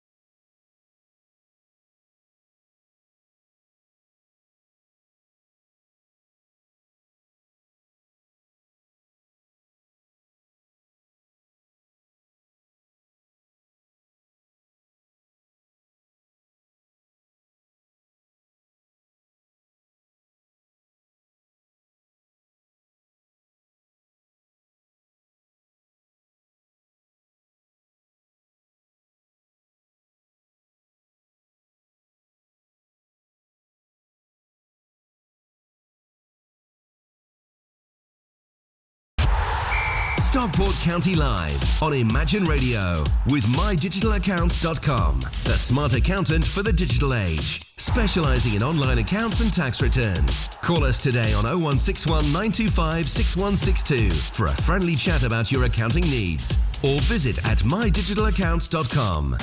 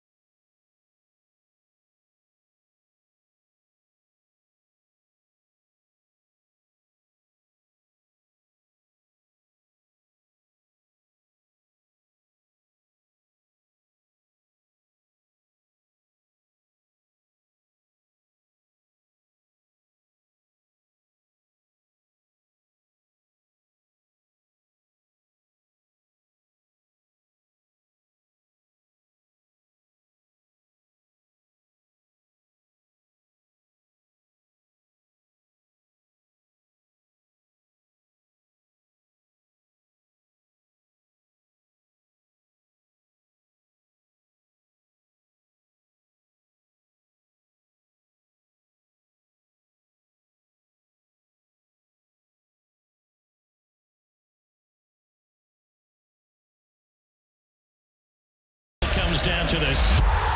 Stockport County Live on Imagine Radio with mydigitalaccounts.com, the smart accountant for the digital age, specialising in online accounts and tax returns. Call us today on 0161 925 6162 for a friendly chat about your accounting needs, or visit at mydigitalaccounts.com. For over 8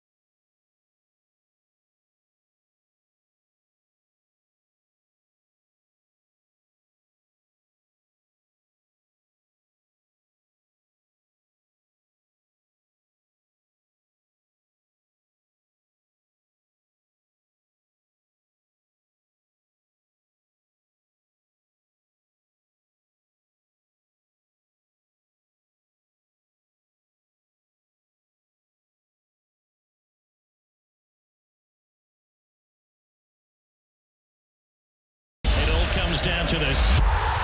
Stockport County Live on Imagine Radio with mydigitalaccounts.com, the smart accountant for the digital age, specialising in online accounts and tax returns. Call us today on 0161 925 6162 for a friendly chat about your accounting needs, or visit at mydigitalaccounts.com.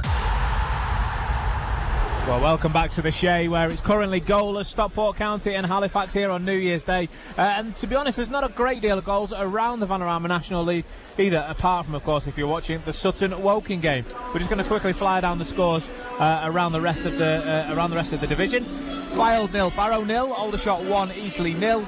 Bournemouth Barnet is goalless. Bromley 1, Dover 0. Chorley Wrexham's goalless. Ebbsfleet 1, Dagenham and Redbridge 0. Hartlepool Harrogate, Maidenhead and Notts County also both goalless. Solihull Moors 1, Chesterfield 0. Sutton 5, Woking 0. That's a half time, remember. And Torquay 0, 10 man at Yeovil 1. What that means for the live league table is largely as you were. Stockport County still in 5th. Yeovil there at the top of the table as Barrow are currently drawing. They're ahead by a point. Not get Barrow. Still got 2 games in hand there down at Fylde today. Solihull Moors leapfrog Notts County. John Kieran, someone asked me, in fact it was Phil Whelan who asked me off air a moment ago, for my view of the first half. My view of the first half was it was a half of 2 halves. County looked strong the first 15 minutes and then looked a little bit under the cosh maybe from 20 minutes onwards. No, I wouldn't agree with that entirely. I thought they started okay, and I just thought we grew into the game massively. I just thought when we hadn't scored, we were on top for probably 25, 30, 35 minutes. But then the last 5 or 10, we got a bit sloppy.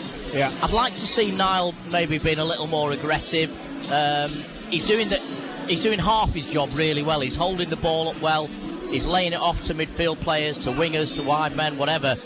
But he's not then doing the next bit. He's not getting into the box and trying to get on the end of the return. And for me, that's the little bit that's missing from his game at the moment. I know it's hard. Look, he's 1 striker up against 3 centre-halves, and that's the big change. You can see a massive change in Halifax. In some ways, they'll be happy that they're conceding so much ground and conceding so much possession, because the one thing they're not conceding at the moment is goals. One player who I have to admit has impressed me this first half for Stockport County is Joe Leasley. I think a lot of County's attacking play have come from him. He's winning a lot. He's transitioning the ball from defence into attack well. He looks the kind of player that maybe Jim Gannon thought he was signing, who didn't really come to life in the first few games at County. Well, I mean, the player Jim Gannon was signing, I think he assumed he was signing a left winger. Yeah. What he's ended up with is a left back, a left wing back, a player with a bit of versatility, and it's been remarkable to see, really. Whether he's played left back before, I've no idea, but for me, he's a really good option in that area. And he's got to be doing something right, because he's keeping Tyler Garrett out. Yeah, Tyler Garrett, of course, not in the squad at all today. Quite surprising. He has travelled. We saw him warming up with the squad beforehand. Yeah. So just as we're about to see the County and Halifax Town players come out in front of us, John, as we ask every week, if you're the gaffer, what are you saying at half-time to your players? I think he'll be saying he'll want to see a little more urgency. I think he'll be concerned that, as I said about Niall Bell, he's doing the approach play really well. It's just in that final third, we just need to be a little bit more ruthless, a little bit more aggressive as the players come out for the second half. I think Niall will. The manager will have got into his ribs and said, look, you're doing great, you're doing everything I want you to do except that last bit. Yep. It's already well holding it up and bringing other players in, but you've got to then get yourself, burst a gut to get into the box and make sure you're then on the end of the return when it comes in, because inside the penalty area, even if he doesn't get on the end of it, what he does, he creates havoc, mayhem. He draws defenders towards him. That could create space for the likes of Elliot Osborne. Elliot Osborne, 3 goals last season. He was in Matty Warburton's shadow. He's got 9 this season, and a lot of that has been down to the fact that Niall Bell, Frank Mulhern, whoever has been drawing the attention, and he's just been able to ghost in, make those late runs, and we've not really seen that transpire at all in this first half. If we're honest, County could be out of sight by now. It's currently goalless. Can they make the second half count, John Kieran? I think it's a big 45 minutes for County's playoff campaign. going into the second half of the year. Yeah, and I'm just looking at one or two of the Halifax players, just talking to referee Peter Gibbons there, whether they're still bemoaning the fact they weren't awarded a penalty in that first half. Who knows? But we're just about ready for kick-off in this second 45. No changes then to either sets of players. Ben Hinchliffe in goal for County. Back four, Cowan, Palmer, Arthur, Leasley. Midfield two, Keane and Turnbull. Thomas right, Walker left, Osborne behind Bell. Subs for County, Rodney, Minihan, Mulhern, Sam Walker and goalkeeper Ormson. There's an early free kick to County, who are now kicking towards the Hatters fans away to our right-hand side, who seem to be squashed into that terracing behind the goal. There's plenty in the seats as well. County were offered around 1,800 tickets, I believe, for today's game. County on the front foot immediately, and Niall Bell being very aggressive, but the referee says he was over-aggressive and has awarded a free kick to Halifax. Phil Whelan alongside me. How do you view that one? Well, I think the centre half, once again, we've talked about him struggling a little bit with the pace of Niall Bell on Boxing Day, and again he was a bit conscious of it, decided to fall over. 9 times out of 10 in today's game you get a free kick for that, as he did there. I don't think there was an awful lot in it. So Halifax 0, Stockport County 0 here at the Shea this afternoon. You're listening to Imagine in association with mydigitalaccounts.com. It's a great header by Turnbull. Equally good header from Cowan as well, but that will drift over the touchline for a throw-in to the home side, which left-sided defender Matty Brown will take, the former Manchester City trainee. Hurls it upfield, comes back into his half though. Turnbull finding Osborne, and now Tom Walker in a central area runs into Niall Bell of all people. Niall Bell, that's what we were saying earlier, he's just got to be more alert, and on that occasion just blocked off his own man. That's twice he's fouled one of our players, Niall Bell. Yeah, not quite as humorous as the first one, but yeah, you were right what you were saying before, John. I think about Niall Bell, he's actually held the ball up quite well today, but once he's done that, he's then got to be busting the gut to get into a box. He's got to be hungry to score goals, because all the best goal scorers are absolutely desperate to get on the score sheet, and I think Niall Bell just needs to develop a little bit of that hunger and that desire to get into goal scoring positions. Festus Arthur heads the ball clear. It's played back forward again though towards Redshaw. Halifax on the front foot here, early stage of the second half, still 0-0. Out to the right wing for Allen, potentially to cross, taking on Joe Leasley, pulls it back to Cooper, who clips it in. Brilliant ball in. Ash Palmer, Johnny on the spot, well positioned to turn it behind. Halifax have their third corner of the afternoon. Redshaw sprints across to take. Yeah, decent play on the right hand side there early on from Halifax, and a good ball in. And Ash Palmer, once again, how many times this season has he saved County with a defensive header? Clears it for corner to Halifax. Still 0-0, but the Hatters defence under pressure here. Early stages of the second half as the ball is fired towards Matty Brown, who wins it in the air. The ball still loose as Jamie Allen backheels it into the 6-yard area. That looked to be a foul on Leasley, but it's not given, and the ball stayed in play. Cameron King with the cross, blocked by Adam Thomas. It stays in play again. Adam Thomas forcing it down to the corner flag. Elliot Osborne takes it away from Cameron King. Has he overrun the ball? He's done well. He's drawn the foul from Cooper. Cooper again. Again, the referee could have played the advantage. Again, Cooper could have got a booking. Neither of those happened, and it's brought back for a free kick for County. Yeah, and I think sometimes referees, in terms of not playing the advantage, just very quick to blow the whistle and just have a little look for a second or two and see how the play's developing, because okay, County are only 35 yards from their own goal, but you know, Halifax can now get back and set up a bank of 5 and a bank of 3 and make it difficult to defend. And I think with an open game, County did have the advantage. I'm not saying it's right, but in the Premier League, Charlie Cooper would have been sent off 3 times already this afternoon. Yeah, the County players would have been rolling about 4 or 5 times more than they have been doing now if they were playing the Premier League. Physio would have probably been on the pitch 2 or 3 times by now as well. But I'm not bemoaning there. No. Not bemoaning the Premier League, but National League's miles better, John. There's Cowan, prods it forward and finds Osborne. It's always rising. It's wide of the target, but you could see there was only one thought in his mind when he was played through down that inside right channel by Dan Cowan. It opened up nicely for Osborne. He's entitled to have a hit from there. Yeah, well, yeah, hat-trick on Boxing Day against Halifax, so he's certainly got his shooting boots on at the moment, and yeah, decent chance, 25 yards out, just on the right-hand side of the of the area, just lifted it too much, but decent strike, and nice for County to have a shot on goal, sorry, not on target, a shot on goal early in the second half.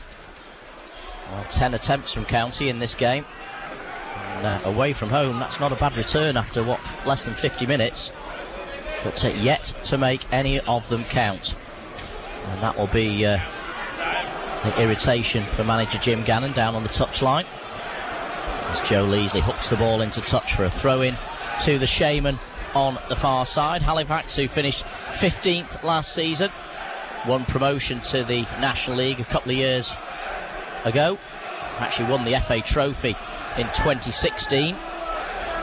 They're a club hoping to return to former glories, but it's a long road back, as County have found to their cost as well. But you've got to say this game would not be out of place in the Football League, no question. Here's Williams off the left side to Cooper, squares it now for Marr, back to Cooper, the holding midfielder. Cooper to the left side for Matty Brown, takes a touch and then plays it up to Jamie Allen. Allen back to goal, lays it off to Marr again. County letting Halifax have the ball, but it's all been played in front of the green and black shirts at the moment, and eventually Leasley just picks it off, wins it for the Hatters and finds Walker on the left side. Tom Walker now advancing into Halifax territory, down the left wing, taking on the fullback, and he's got past him. Can he square it here for Osborne? Osborne almost crowded out, but he keeps possession and finds Walker again. Walker inside the box, he tried to take on one too many. It comes back to Osborne, who plays it out to the left wing. Leasley's cross, easily dealt with by Nathan Clark. It comes straight back to Leasley on that left-hand side. Leasley, genuinely two-footed, plays it down the line again for Osborne rather. Walker now trying to cut it back from the dead ball. Oh, I thought that was a corner, but the referee has pointed for a goal kick. Yeah, we are on the far side, but it did look like a corner, but it might have just come back off Walker, who doesn't agree with the decision of the referee. It's disappointing, but once again there down the left-hand side, out wide, County just getting acres of space. I think it's just often 2 against 1. These 2 County players against either of the wing backs that are playing, and as a result of that, County are having joy down both sides, left flank and right. 10-man Yeovil are still a goal up at Torquay this afternoon. Fylde are losing at home to league leaders Barrow. And, well, they've gone through December without a league win. And Fylde has started the new year trailing to Barrow. The big scoreline, though, of course, Sutton United 5, Woking 0. As Leasley again comes in off that left side and finds Elliot Osborne. Back out to that left touchline for Leasley. Helps it on to Walker. Walker with a chance again to enter the penalty area. Walker, the shot again, always rising. And if County had their shooting boots on this afternoon, it could be 2 or 3-0. Yeah, he did well, Walker there. I mean, he does fond of his left foot, Walker, and he cut inside, and sometimes when he cuts inside he's a bit shot shy. He doesn't like to shoot with his right foot. This time he decided to let loose with his right foot from just outside the box, but right foot was high and wide. It's the County fans you can hear in full voice away to our right hand side, but 53 minutes gone, it remains Halifax 0, Stockport County 0. Bit of defending for County to do here. Dan Cowan nods it up to halfway, it's headed straight back, but Turnbull's there to intervene. Cowan lobs it forward. Now Niall Bell takes it down beautifully. Now he's working the channels well. Forced a little wide by Niall Marr. Can he get the corner? In the end, has to settle for a throw-in, but that was good centre forward Brilliant, play. Fantastic, strong, great touch, strong, kept it, wins the throw, keeps possession for County. Here's Tom Walker again, down the left side of the penalty area, just runs out of pitch. It's a goal kick to Halifax Town, and it's a bit like a replay of the first half. County starting brightly, creating inroads, creating chances, but not really cutting Halifax open enough to trouble the goalkeeper. Yeah, I think we're going to be hopefully looking to our right more than we were in the first half, straight ahead, because we're looking into the opposition half now, into Halifax half, because that's where the majority of the players been once again at the start of the second half. Matty Brown has given the ball away. Adam Thomas, great interception on the halfway line. Turnbull scoops it forward. Brown heads it clear. Staunton helps it on. Intercepted by Cowan. Lays it off to Festus Arthur over on the left side. is the fullback Leasley. Very impressive performance from Leasley this afternoon. Hits a long diagonal now towards Adam Thomas. Thomas just beaten in the air by Danny Williams. That's a good piece of defending from Williams as he glances the header back to his goalkeeper, the former Inverness and Dundee man. And it's back with Sam Johnson now, who was ever present last season with 19 clean sheets. Won the FA Trophy in 2016 with the Shaman. Promotion to the National League in 2017. He might be busy again here though, as Osborne finds Walker on the left. His volleyed cross too close to Johnson. And the goalkeeper looking to fire Redshaw and Allen in behind, but Ash Palmer has other ideas. Nods it away. Super defending. The combined efforts of Palmer and Keane, getting the ball to Leasley. Leasley again on that left-hand side, looking at the options. Not a lot of movement ahead of him. A little drag back then to Tom Walker. It's Keane again, halfway. Turnbull looking to switch it now to the right if he can. Thomas has drifted into a central area though. Palmer. County just happy to keep possession for a few minutes here. Keane. Leasley takes it on his right. I think his right is the stronger foot, but you wouldn't know it watching him. He is genuinely two-footed. Yeah, and that makes him dangerous when he's out wide as well, because he can go down the line, cut inside, as he has done on numerous occasions today. And, you know, as a full-back, you certainly don't want that. Just talking about Ash Palmer's header there, it was a long ball up, and Ash Palmer watched it all the way, and great header. But what I loved was Festus Arthur getting himself round in behind just in case he missed it. You know, a 19-year-old centre-half can ball watch often. Clever ball from Osborne, in behind the fullback for Cowan to run onto. What a cross that is from Dan Cowan. It's cleared, but only as far as Keane. What a save by goalkeeper Johnson. Tips it over the bar. Jordan Keane picked his spot, tried to curl it into the top corner. Good save from Johnson. Great drama away to our right-hand side. County corner. Dan Cowan getting forward once again from his right back spot to get a ball in there. He was half clear by Halifax to the edge of the box. Keane had to take a touch. Again, he was probably 22, 23 years out. Just tried to curl it into the far corner, the goalkeeper's left-hand side. Keeper made a comfortable save to push it over in the end, but once again, another shot on target. Ball whipped in again at pace. It's dealt with, though, by Staunton. Out to Cameron King. Lays it off to Cooper. Up towards halfway. That should be easy enough for Cowan up against the diminutive striker Redshaw. Now Osborne drifts away from Staunton. Leaves him for dead. Chips it out to the right wing. Look at the pace of Adam Thomas as he gets in behind Williams. Plays it off Williams and wins a throw-in. Probably deserved a corner. Great running from Adam Thomas, and he's protesting to the linesman that it should have been a corner. Yeah, I don't know what he was complaining about there, but Dan Cowan, fantastic defending there. Again, a long ball up. Halifax are keen on that one now. Results in a long ball an awful lot, but Dan Cowan watched it, didn't only clear it, but cleared it to a county player, and County broke. Thomas darts away from his man, tries to get the cross in. He's definitely got a corner this time. The Hatters fans appealing for handball against the defender Williams, but it is a County corner. So Tom Walker to take, and there's a bit of momentum about the Hatters now as they pile pressure on that Halifax goal. 58 minutes gone on Imagine in association with mydigitalaccounts.com. 0-0. Walker takes the corner towards Festus Arthur, glances his header wide, and it stays 0-0. Yeah, a great spell of pressure here once again from County, and you know, not only going forward but great defending a couple of times for long balls. They've got to make sure they stay switched on at the back, and they look like they are going to do that. But another set piece, another corner there for County, and another header, one for County as well, which is pleasing to see. 13 attempts this afternoon from the Hatters, just 4 from Halifax. Ben Hinchliffe, though, has yet to make a save. They've not had a shot on target in an hour of this game, Halifax, which as the home team is a damning statistic. Perhaps Pete Wild a little more anxious about that clean sheet than we realise, as the defender stepped out there, Nathan Clark, and that almost allowed Bell in behind, but he just lost the flight of the ball. That could have been a crucial mistake from Clark.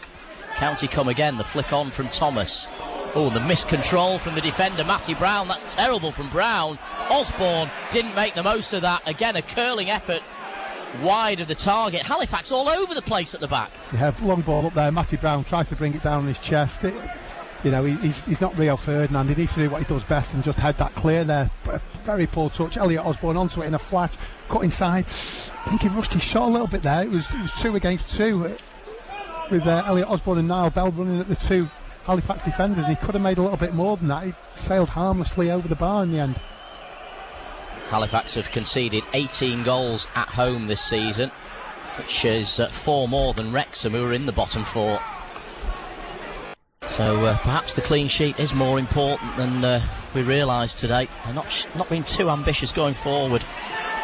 Maybe they will now. Those County's back line a little bit disjointed, but the ball has gone the wrong way. Redshaw was the man in space, but the ball went to the right wing instead. County able to clear the lines. That's a foul on Adam Thomas, the most blatant foul by Danny Williams. The referee, for me, he's letting a lot go here, Phil. He's not shown a card yet this afternoon. An hour played. Yeah, well, another foul. I'd be interested to see the foul count, actually, but another long ball up from Halifax there. Kind of an aimless ball that was just played in behind County, but no Halifax players running forward onto it. There's again, that frustration from the fans can be heard and felt around us as well. And you know, I think it's just forcing the Halifax players to just rush to play a little bit, and they're forgetting to play football, which is playing into County's hands, but must be disappointing to watch and to play. Well, again, the Shaman defence all over the place as County charge forward, but then a needless foul from Leasley. Free kick to the Shaman, virtually on their own dead ball line. Jim Gannon's got his subs warming up down below us, but no signs of a change yet. Devante Rodney knows exactly where the toilets are here. He's just disappeared down the tunnel to presumably nip to the loo. The remaining outfield subs, Minihan, Mulhern and Walker, Sam Walker, all warming up down below us, but no changes yet from Jim Gannon, who's probably relatively pleased with what he's seen so far. County, of course, with a home clash to come against Boreham Wood, the first ever visit to Edgeley Park of the Wood this weekend.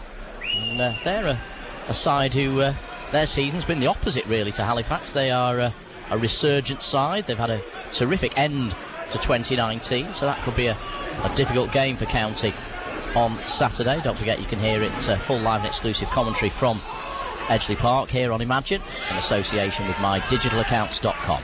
County throw, near side, just in front of the away dugout. Jim Gannon having a go at Ben Hinchliffe about the kick, but it has led to a County throw. Yeah, I don't quite know there, because Adam Thomas is often the target as well. So Bell's given the ball away. That was sloppy from Niall Bell. County win it straight back though with the ever lively Elliot Osborne. Osborne out to the wing. Adam Thomas. He's got Cowan in behind him. Cowan at the minute is a spectator, but eventually does take over. His cross is I was going to say too close to the goalkeeper, but Johnson didn't want to take a chance and has actually palmed that over the bar. We'll give Dan the benefit of the doubt and say he meant that. Yeah, he didn't. No, he didn't. It was a first-time cross from Dan Cowan. He sliced the ball a little bit, and it was one of those loopy ones where the keeper's not quite sure. It's dropping in just under the bar. Probably could have caught it, but better safe than sorry. He's pushed it over. How many corners is that, John? It's certainly plenty. 8 now for the Hatters, just 3 for the Shaman today. 8 for County, and it's Osborne to take this one, a right-footed in-swinger from County's leading marksman. Palmer making the run across the 6-yard line. It's gone deep beyond him though, and Halifax are able to mop up, and they've got themselves a throw-in their left-back area. The corner in the end a little too deep. All the big men seem to have made a run to the near post, but the ball went to the far, and the Shaman able to get it clear. Jim Gannon on his feet again in his technical area down below us. But the longer it goes on, Phil, the more the first goal becomes all important, because it could be the only goal. Oh yeah, you know, you can play as well as you like in a football game, but if you don't score a goal, you're not going to win the game. And you know, that's the one frustrating thing here at the Shea this afternoon is that County have dominated the play for the majority of the game and created chances, but not been able to convert any of them. County on the ball, Leasley on the left, chance to cross here, fires it into the near post, and he's won a corner off Charlie Cooper. That is corner number 9. Pete Wilde down below as the Halifax boss, looking very concerned now. He's had a strange 12 months, hasn't he? Replaced Paul Scholes last season as Oldham manager, resigned then in the May before taking over here in the August. County corner, right-footed in-swinger from Osborne again. Festus Arthur's in there. The ball doesn't get anywhere near him though. It didn't clear the man on the front post. County pick up the second ball though on the edge of the box. Walker, Turnbull, trying to fire it out to the flank, but he's giving it away now. Dan Cowan in a sprint with Jack Redshaw does brilliantly. He's fuming with his front men for not holding on to that. He's had to concede a corner here, Dan Cowan, but great pace from County's right back. Well, he's also with Leasley, I think, because well, as the ball's fired across the face of goal, well defended that time by the Hatters. County just about clinging on that time. Yeah, I think what Dan Cowan, just to go back to that point, what he was fuming about was Joe Leasley, who was meant to be defending alongside him, just forgot his defensive duties for a moment and just drifted up. Just drifted upfield, and as a result, the ball was played over the top, and it was a one-on-one there for Halifax. It was dangerous. Dan Cowan just did enough to touch the ball away from a corner, resulting corner. Ball flashed across the goal, and an opportunity there that was probably unnecessary from County's point of view. County on the ball again. Leasley, central area this time, plays it out to the wing for Cowan. Cowan, who was pivotal in that one-on-one with Redshaw, trying to take on Jamie Allen. He's very lucky, I think, to win a throw-in. Yeah, I agree. Cowan to take, hurls it back to Turnbull. There's only Niall Bell in the box for County, and when the cross comes in, if you've only got one player in the box, the keeper's always going to be favourite, isn't he? Yeah, no, absolutely, yeah, because you've got the goalkeeper, you've got the three centre-halves for Halifax, and crossing the ball from 25 yards out is very rarely successful unless you can cross the ball like David Beckham anyway, so a little bit more patience from County and more bodies in the box needed. Devante Rodney is about to come on for Tom Walker. So County having to wait because Halifax are on the ball with Matty Brown. It's a terrible ball from Brown, but Palmer forced to concede the throw. Will County make the change? Jim Gannon, I think, saying to the fourth official, just hold on for now. Yeah, it certainly looks like it is going to be Tom Walker. So an interesting substitution, because Walker has had his joy, but I suppose a little bit of frustration from Jim that there hasn't been a goal yet, and he's got the stats in front of him as well that the computer tells him, from the monitors that the players have. So maybe there's something in that as well. It's been a lot of games in a short space of time. Niall Marr, halfway line for Halifax, carrying the ball forward up to Jamie Allen. He lays it off to the right hand side now for the cross from Jeff King. Dangerous ball in. Well, that was the difference. Halifax had 4 in the penalty area, all of them trying to get on the end of it. The ball just in front of Redshaw. Had he been a foot taller, he might well have got there. But here's the change for the Hatters. Tom Walker off, Devante Rodney on. In familiar surroundings for Devante Rodney. Ended last season here on loan and scored 7 in 12. Yeah, good goal scoring record for them. And I think Devante Rodney, it'll be interesting to see how this works out, because we know what his strengths are, different than Tom Walker's. Tom Walker got great feet and likes to take players on. Devante Rodney, lightning quick pace, and will look to get in behind and use the space that there certainly is out wide. Because of the back three that Halifax are playing. So it looks like is he going to go on the left hand side, or are we going to play 2 up front? No, we'll go on the left hand side, straight swap, do you think, John?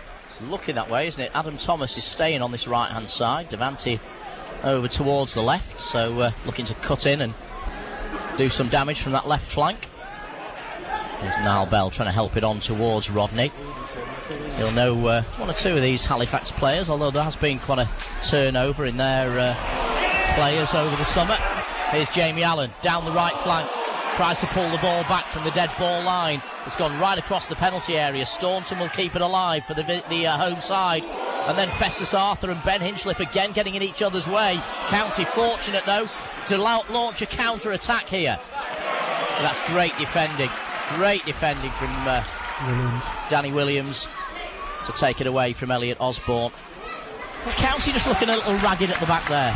Well, they're just looking a little bit open and vulnerable to the Halifax break, actually, and it's happened 3 times now in the last 5 minutes where they're pushing players forward, and especially out wide, they're getting them there, but leaving 3 on 2 at the back, and as a result, there's acres of space for Halifax to get in behind, and another opportunity there to knock on the County door, and didn't quite make the most of it. But County just got to make sure they stay solid at the back and not go gung-ho forward looking for that goal that probably would win them the game. Halifax are bringing on their top scorer this season, Liam McAlinden. scored that consolation on Boxing Day at Edgeley Park. Left-sided attacker. He's coming on to replace Jamie Allen, the Montserrat international. So it looks as though they're going to stick with the two up top. He'll just play in and around the space occupied by Jack Redshaw. That's a foul by Ash Palmer. How the linesman hasn't seen it, I do not know. The referee didn't have a great view, but the linesman did. Halifax pick up the loose ball anyway. They're enjoying a little spell here, the Shaman. County looking vulnerable at the back. Dan Cowan with virtually no help there, having to put the ball out for a throw-in. And the Shaman pushing forward. Redshaw chests it down, gives it back to Williams, who'll play it back to Redshaw, who's found himself that little pocket of space on the edge of the box. It's Redshaw now inside the area, trying to work it onto his right. Turns it back to Staunton. He squares it for Cooper. Cooper out to the right-hand side now. Chance maybe for King to run at the County defence. He'll get it on his left and shoot into the side netting. Halifax, they've been encouraged to come forward, Phil. Yeah, they are, yeah. County just dropping back 5 or 10 yards deeper than they have been doing, and just creating those pockets of space for Halifax to just dominate the midfield for the last 5 minutes, and they just created a couple of opportunities that weren't forthcoming in the start of this half, and certainly in the first half as well. So County have just got to make sure they get a foothold in midfield and get hold of the ball once again, because it's just slipped away from them in the last few minutes. 20 to play. Still Halifax 0, Stockport County 0 here on Imagine, in association with mydigitalaccounts.com. Osborne brought down, free kick midway inside the Shaman half. Osborne reacting angrily to the challenge. And the referee will try and sort that out. Wants a word with, I think it's Cameron King, about the foul.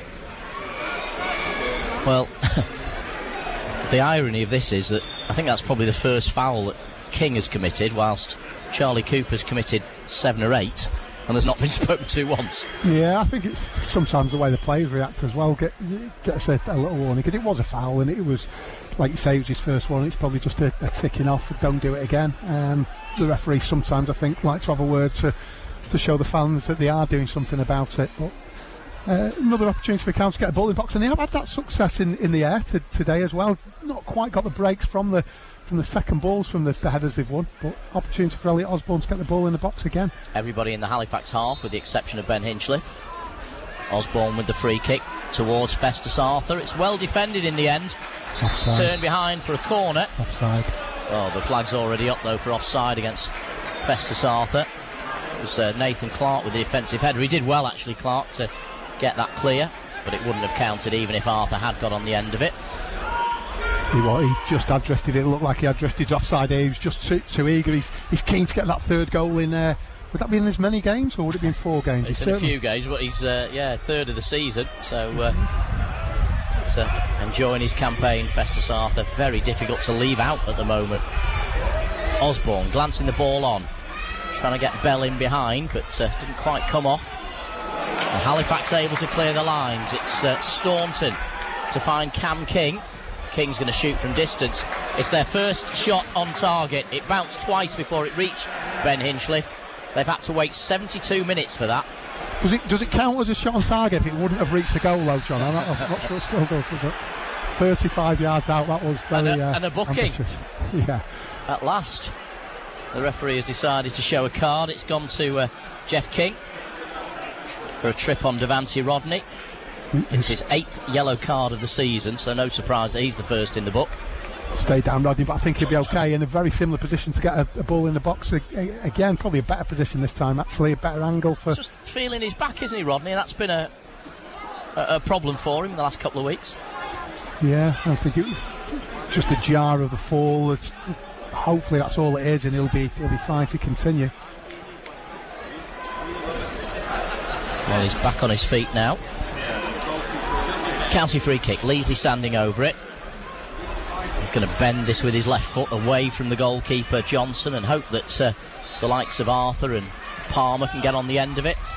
Staunton it is though who gets there first, nods it clear, and then that's a on Cameron King by Leasley. Leasley doesn't agree, but it is a free kick to the Shaman on the edge of their own penalty area. 16 to play here on Imagine in association with mydigitalaccounts.com. No goals as yet. County by far the better side. They've created the bulk of the opportunities. 14 attempts to Halifax's 6.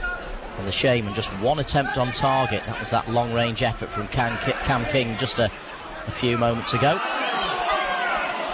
But County have not been clinical enough in the final third. And now Redshaw running at the County defence. Can he create an opening for Halifax against the run of play? They've got a corner, their 5th of the day, and it's Redshaw to take, and County's defence has got to stand firm here, Phil. Yeah, been tested in the last 10 minutes for the first time really today, and there's been 2 or 3 shots from Halifax without threatening the County goal properly, but it shows that while the game stays at 0-0. Here's the corner from Redshaw. It's glanced away by Ash Palmer. It's a towering header from County's big number 5. The attendance today, what about this? There's nearly 1,500 County fans here today. 3,460 is the gate. 1,485 is the following from Cheshire. 1,485 visiting fans. So 2,000 Halifax fans, 1,500 County fans. It's a remarkable turnout. That is fantastic, isn't it? A few sore heads coming along the M62 probably this morning, this afternoon, but you know there's not many turnouts like that in the National League today, that's for sure. As in the way following, that's the loudest Halifax fans behind the goal have been today, complaining because a goal kick was given when they felt it should have been a corner. Couldn't quite see from here, it was over into the far corner, a little bit dark that little section actually. The lights don't quite get to that part of the pitch. Just about to say it is quite dimly lit, that far side of the pitch. Can County shine a bit of light in the final third, in this final 15 minutes, and get themselves a winning goal? It's Halifax on the front foot, no offside from the throw-in, but no control either from McAlinden, so it's a throw-in now to the Hatters in the County right-back area. Jim Gannon cutting an increasingly frustrated figure down below us. I think irritated that his side haven't managed to find the back of the net in this second half. But you're right, John, I don't think... Oh, terrible pass from Dan Cowan. He's giving the ball away to McAlinden. He finds Redshaw, who shoots. It was on target. Real danger there. But goalkeeper Ben Hinchliffe right behind it to spare the blushes of the County right-back. Well, that was... I mentioned sloppiness and carelessness, and that was a case in point. Terrible pass from Dan Cowan. And Dan Cowan is actually... impressed me today once again. I think he's had a great game, but it was almost as if he didn't see the Halifax striker there and passed it straight to him. It didn't look like a miss kick, or just didn't see him. And what an opportunity for Halifax there. Didn't quite get the shot off properly, and again it just almost trickled into Ben Hinchliffe's arms, and a let off for County and a let off for Dan Cowan. Major let off for County, but it's the Hatters on the front foot now. Can they capitalise on that miss by Redshaw at the other end? Devancy Rodney. The challenge coming in from Marr to dispossess him, and then Leasley keeping it in play on the halfway line. He'd have been better letting it run out, because he's giving it away to Redshaw, and the break's on for Halifax. It's McAlinden, he'll shoot from here. McAlinden wide of the target. It stays 0-0. Yeah, holds his hands up there, Joe Leasley, and he knows very well that it was his fault, and twice in the space of as many minutes. County artists of their own downfall there. They just, Halifax can't break them down, so we'll give them opportunities then. But on the break again, John. Niall Bell's in behind. Great clearance from Ben Hinchliffe, and he's won a throw-in level with the Halifax penalty area, down County's right flank. Thomas will leave this for Cowan. County now with 3 or 4 in the penalty area. Throw-in taken to Elliot Osborne. Needs to give it back to Cowan, surely. He was trying to cross, but the cross is deflected out to the edge of the box. A complete air shot from Jordan Keane on his left foot, scrambled away by the Town defence. It's a throw into the Hatters on the opposite side. Well, we're in the entertainment industry, and Jordan Keane's just entertained 2,000 Halifax fans there with that left-footed air shot. Devancy Rodney almost, well, he was dispossessed. He's not really got into the game yet, Rodney, since coming on that left-hand side. Indeed, it's going to be a throw-in to the home side. At the end of the game, You will exit through East Stand and not the North Stand as previously advertised. That's the end of the game. All away spectators will exit through the same entrance you came in on the way out at East Stand. Some announcement about the East Stand for people leaving the grounds. Nobody will know which the East Stand is, obviously. Yeah. They need to distribute maps. All you have to do is say turn right or turn left, isn't it? Yeah. It's not hard. But when you start talking about East Stand, Sale Sharks used to do that at County. They called all the stands North East. Nobody had a clue. None of the county people had a clue. Call it the pop side. We know what you're on about. Free kick, Halifax. The only thing county fans were interested in, John, was showing Sale Sharks fans the exit. Halifax on the ball. A long diagonal. Bell's back there to defend, but he didn't get there. It's helped on by Clark. McAlinden will lay it off to Cameron King. And now Redshaw. He'll tee it up here for Staunton. Wants it on his right foot. Gives it back to Redshaw. He takes it with his left.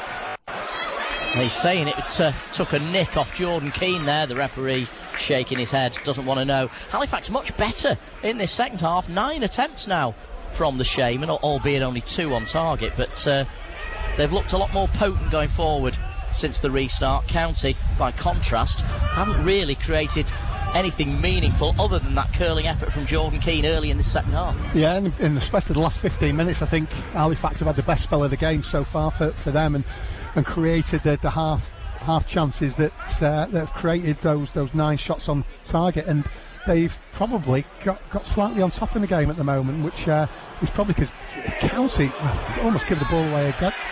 I think Oh, Leasley's got a yellow card here. He'd overrun the ball slightly, but I'm still not sure it was even a foul by Joe Leasley. Absolutely nothing wrong with the player, that's for sure. The Halifax player faking to try and get the player booked. So he gets him booked and he's back on his feet and he's looking for the ball. Absolutely nothing wrong with him. Not great to see that. No, and well, to add insult to injury, Joe Leasley yellow carded, but a free kick to the Shaman. Too far out for the shot, you would imagine, but it's an opportunity just to put more pressure on County's but once again, it was a bad touch from Joe. Sorry, John. Bad touch from Joe Leasley that created that. He didn't have to lunge to. Just looked like he did get a touch on the ball, but once you lunge, give the danger away. But just carelessness again in the middle of the park from County. Well, the home fans are oohs and ahs because they're looking out on the pitch, seeing Jeff King potentially lining up for a shot here. Surely not. It's much too far out. He's gone for goal. How far out is that, Phil? It's miles over the bar. 30, 36, must be nearly 40 yards out. That is possibly the worst free kick I've seen all season, John. I cannot believe he's shot from that far out. And I think if you were, put another goal on top of that goal, and it was still well over the bar. Jeff King hasn't scored all season, by the way, so why he was about to break the deadlock from 40 yards is anyone's guess. Stays 0-0. Halifax wasting a chance to really put pressure on County then. The Hassers, I think, ready to make another change. Frank Mulhern's going to come on for Adam Thomas shortly, just to add a bit of support to Niall Bell. County may go to 3 up top. Yeah, so both wide players now coming off, and I think they've actually both done okay, and I think it's just because Jim wants to try a little bit, like you say, maybe changing the formation a little bit, but I don't think the substitutions have been made because either player has been poor. They've both had successes at times and created opportunities that on another day County could have scored from. So I think actually the changes Jim has made for today's game have been relatively successful. It's just that, not managed to score. Well, County now with 3 out-and-out forwards on the pitch. Here's one of them, Niall Bell, with his back to goal. He's got 3 defenders for company and he's won a corner. That's brilliant work from Niall Bell. Absolutely no right. And look at him turn to the County fans to say, come on. And again, that's what has been best about his game today. Back to goal, holding it up, strength, good touch. Tried to turn the defender then and half did so. Defender managed to get a block in, but corner again. Is that double figures? Double figures. County into double figures on the corner count. Referee just looking at Clark and Bell here, and Rodney. There's a bit of pushing and shoving at the far post. Referee just having to sort that out. Just warming up to give a free kick to the defending side, which is what they always do. Easy option, absolutely. You're almost better walking away from the goalkeeper once the referee said that. Woking have pulled a goal back at Sutton, 5-1. There you go. Yeah. Correct, John. You just know it's coming. Whenever they have a word with the striker and the defender, they just can't wait to give a free kick to the defending side, and that's exactly what happened. The ball was still in the air when he blew his whistle against Niall Bell. Free kick to the Shaman in their own 6-yard box, as depressing as it was predictable. Free kick taken by Johnson. Terrible free kick as well, straight to Devancy Rodney, who nods it down for Osborne. Squares it for Keane. Through the gap now, there's space on the left-hand side, but Leasley's come in off the flank and found Mulhern, who's gone for goal, and he's actually managed to hit the back wall of that huge stand behind Sam Johnson's goal. It remains 0-0. Yeah, it was actually right play from Frank Mulhern as well, cutting in from the left-hand side onto his right foot, and looked like he was keen to have his first shot of the game. And we've had a few high, wide and handsome shots today, but that was higher, wider and far more handsome than any that have come so far. Still 0-0, John. Well, is it going to be one of those afternoons? Less than 5 to play here on Imagine, in association with mydigitalaccounts.com.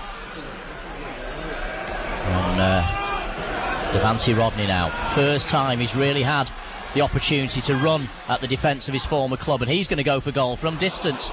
It was on target, the goalkeeper spills it, but gathers it second time of asking. No real threat to the Halifax goal, and he bowls it out to the right side now for the Shaman to carry it forward. Listen to the moans and groans as it goes all the way back to the goalkeeper, and this is a side clearly low on confidence here at the Shea, and the fans. Here's a chance though maybe for Staunton. Great save, Hinchliffe diving to his right hand side. County not getting the ball clear. Turnbull gives it away to McAlinden on the edge of the box. McAlinden will cross from here. Everyone's left it, it's off the upright. The woodwork comes to County's rescue. The diving header from Staunton at the far post. I think he's clattered into the post as well. County clinging on in the last 5 minutes here. Yeah, I don't think there's anything wrong with either player. I think he was just a slight coming together, but yeah, what a ball to the far post that was there, and Staunton had an absolutely glorious opportunity, and I don't think he quite got his head on it, couldn't quite see, but I think it hit his shoulder from 4 yards out and cannoned off the inside of the post, and County incredibly fortunate to get away with that one. What a ball. I don't know who the ball was from the left hand side, John. McAlinden. This McAlinden, what a fantastic ball across the face of the County goal to the far post, and Leasley may think he just did enough to put Staunton off there, but what an opportunity for Staunton. Probably best chance of the game so far, John, and County lucky not to be 1-0 down. Yeah. The Shaman very close to breaking the deadlock.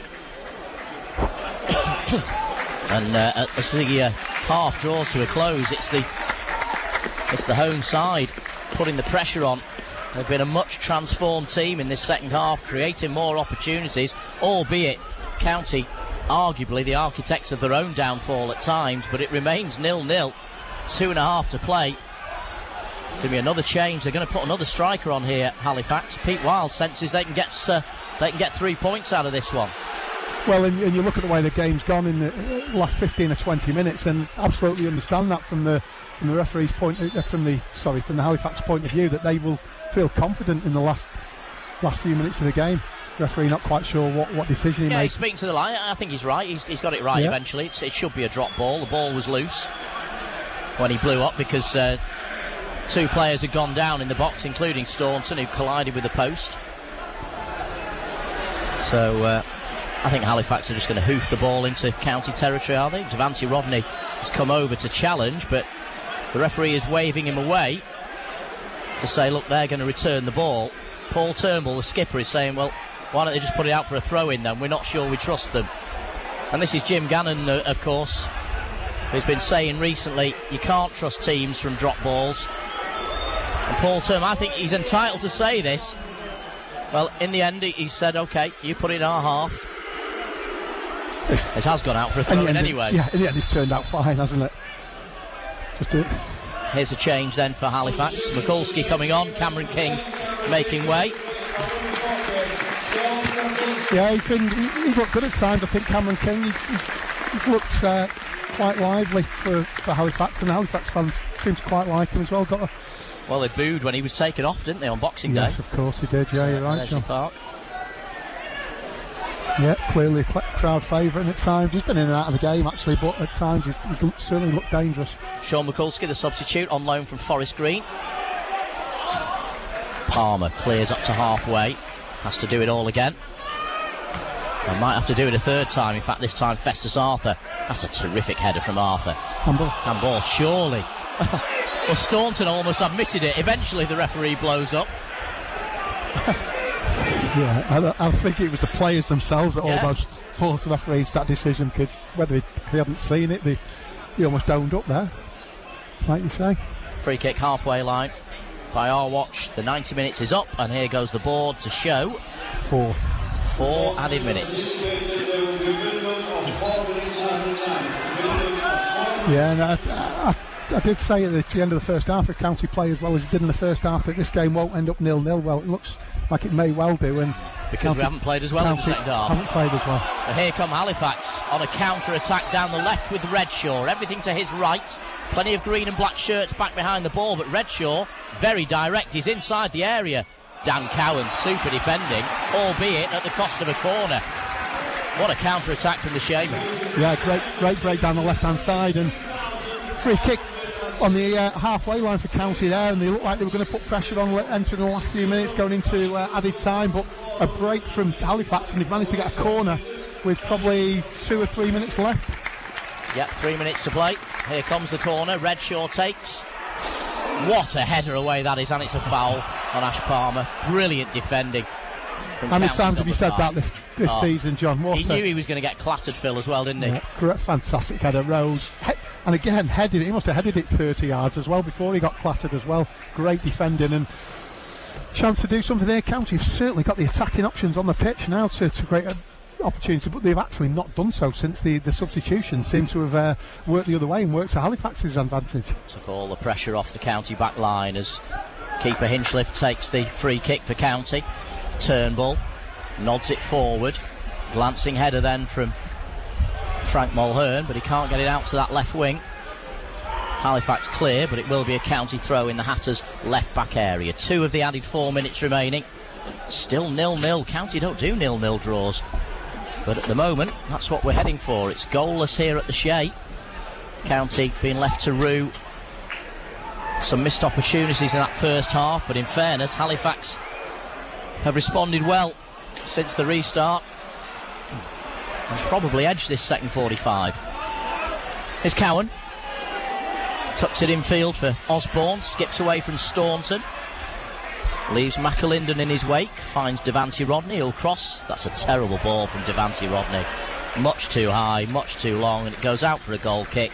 That could well be County's last chance. Yeah, it was a decent opportunity there from Rodney as well. He had a little bit of space on the right hand side, cutting onto his left foot. I don't know, so the pitch at times does look slightly bobbly, and whether it caught one there, but he knocked it far too long and straight out of play for a goal kick to Halifax, and has taken the pressure right off them when it could possibly have been one last opportunity. Well, after a 5-1 defeat at Edgeley Park on Boxing Day, Pete Wilde might be a happier man by 5 o'clock tonight if it's a second successive clean sheet. And the switch to a back three seems to be paying off. Here's Niall Bell. He's just not had a sniff of goal this afternoon. He's on the left wing at the moment. He might get a chance now, though, as he cuts in his deflected shot wide of the target. County have a corner, and there may yet be a twist in the tail. Yeah, great play again with his back to goal, Niall Bell there, and he managed to turn the centre half and enter the Halifax box and got half a shot off, but he was crowded out really, and it was a deflection for a corner. But yeah, this probably is the last opportunity now from what is this the 11th 30 seconds? Yeah, 11 corners for County, 30 seconds left. Festus Arthur's in there. Ash Palmer's peeled off to the far post. The ball is loose inside the 18-yard box. It's headed away by Matty Brown. It's headed back in by Leasley. County appealing for a penalty, but the referee has given the decision against Ash Palmer. It's a free kick to Halifax, and it looks as though the day is going to end goalless with a 0-0 draw to start 2020. Yeah, and I think at half time we were pleased with the way the first half had gone and the way County had played. Who knows what's... And there's a final whistle, John. It does end up 0-0, and who knows what's said at half-time, but it certainly was a different game in the second half and a different Halifax that came out. County the better side in the first half. Ash Palmer coming closest to breaking the deadlock on 16 minutes from Elliot Osborne's corner, but his effort was cleared off the line. Into the second half, County went close again in the early stages. Jordan Keane's curling effort well saved by Sam Johnson. But it was Halifax who started to get into the game in the final quarter. It took them 72 minutes for their first shot on target. That came from Cameron King, but the closest they came to breaking the deadlock was 5 minutes before full time. A double effort from Josh Staunton. The first effort saved by Ben Hinchliffe, but when it was recycled by Liam McAlinden, Staunton was there again and he headed the ball against the upright, and County were relieved to see that one go safe. County will look at the chances they created, Phil Whelan, particularly in the first half, but you come away from home and have 17 attempts on goal and 11 corners, but nothing to show for it. Halifax, by contrast, just 3 attempts on target, all in the second half. Yeah, and I think you look at the game and think it's the first 45 minutes where you think County missed a trick there. They were well on top and dominated for large periods of the first half. They created opportunities as well, and none of them probably clear cuts, but there was certainly enough half chances for them to convert one or two of them. And you know what County don't have a goal scorer at the moment. There's nobody who's going to score 20 goals for us this season, and in games like this, in what turned out to be a tight 0-0 game, having a proven goal scorer, somebody absolutely desperate and busting the gut to get on the goal sheet, on the goal scoring sheet, might have created an opportunity for themselves and scored a goal, but those half opportunities didn't quite turn into a goal. And at half time there was almost a change in the pattern of play, because came out in the second half, County started off quite brightly first 5 or 10 minutes, but as the half went on, Halifax came into it, and for the last 20 minutes of the game, I would say Halifax looked the more likely team to score, hit the post with the best opportunity of the game, and I think overall County might slightly been the better team, but I don't suppose you can complain with a draw either. Let's look at the last 3 games though since Christmas. Home win 5-1 against Halifax. We've gone away to Fylde and won 2-1. We've come away to Halifax, who are again a top half team, drawn 0-0 and dominated large spells of the game. I think we can be pleased with the 7 points over this Christmas period so ffar.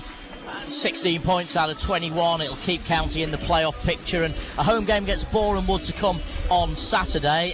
County demolished by Boreham Wood away from home earlier in the campaign during that miserable month of September, but this is a very different Stockport County now, and they can look forward to that game with a bit more confidence. Yeah, that 5 games was just a very, very strange spell of games, and I think you look at County apart from those 5 games and they can go into Saturday's game very confident. Not only are they winning games, they're also playing well to win those games as well. You know, you can be lucky at times and get away with games, and there were some games very early in the season where County probably got the break of the ball, but recently in this spell of 5 wins and a draw out of the last 7 games, they have dominated, if not the whole game, they've dominated large spells of game, and once again today they've done the same thing, and I think that's what's pleasing. And if you keep playing well, you're going to keep getting decent results, and the interesting thing over the last few games is I don't think from one game to the next has been the same starting 11. Jim has rotated. It's meant he's been able to keep certainly his forward players more fresh than they otherwise might have been, and so they come in invigorated, they look lively in games, and yeah, they may be part-time, the majority of the players, and playing against a lot of full-time teams, but you certainly wouldn't know that. The teams don't look any fitter, they don't look any sharper than County as well, and they're playing some fantastic football as well at the moment, County. And a clean sheet away from home. I mean, we had 22 clean sheets last season. That's step up in quality. That's only our 6th of the season now. Yeah, and there is. It's more difficult to get clean sheets this season. You're playing against a higher quality opposition. You're playing against a lot more full-time teams who are able to train, play together in a different way than they are when they played in the National League North. So it was always going to be more difficult defensively. But to come away from home against what is, and I know they've not been on the greatest of runs, but it's a decent Halifax team who have been right at the top of the league for large parts of the season. So to come away, disappointed not to score today, but to keep a clean sheet, and albeit that chance where they hit the post, they defended for the most part pretty well, County, and they can be pleased with a clean sheet, and I think pleased with the way they played the overall game, I think. Phil Whelan, as ever, it's been a pleasure to have your company here. Thank you for making the journey to West Yorkshire to start the new year, to start the decade. County have begun it with a goalless draw. It's finished here, Halifax Town 0, Stockport County 0. It all comes down to this. Stockport County Live on Imagine Radio with mydigitalaccounts.com, the smart accountant for the digital age, specialising in online accounts and tax returns. Call us today on 0161 925 6162 for a friendly chat about your accounting needs, or visit at mydigitalaccounts.com. And the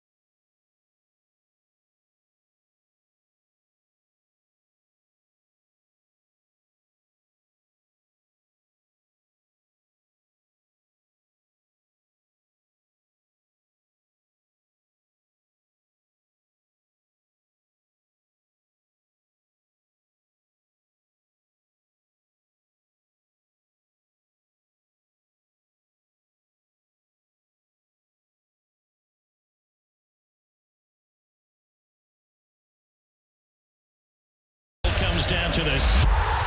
Stockport County Live on Imagine Radio with mydigitalaccounts.com, the smart accountant for the digital age, specialising in online accounts and tax returns. Call us today on 0161 925 6162 for a friendly chat about your accounting needs, or visit at mydigitalaccounts.com.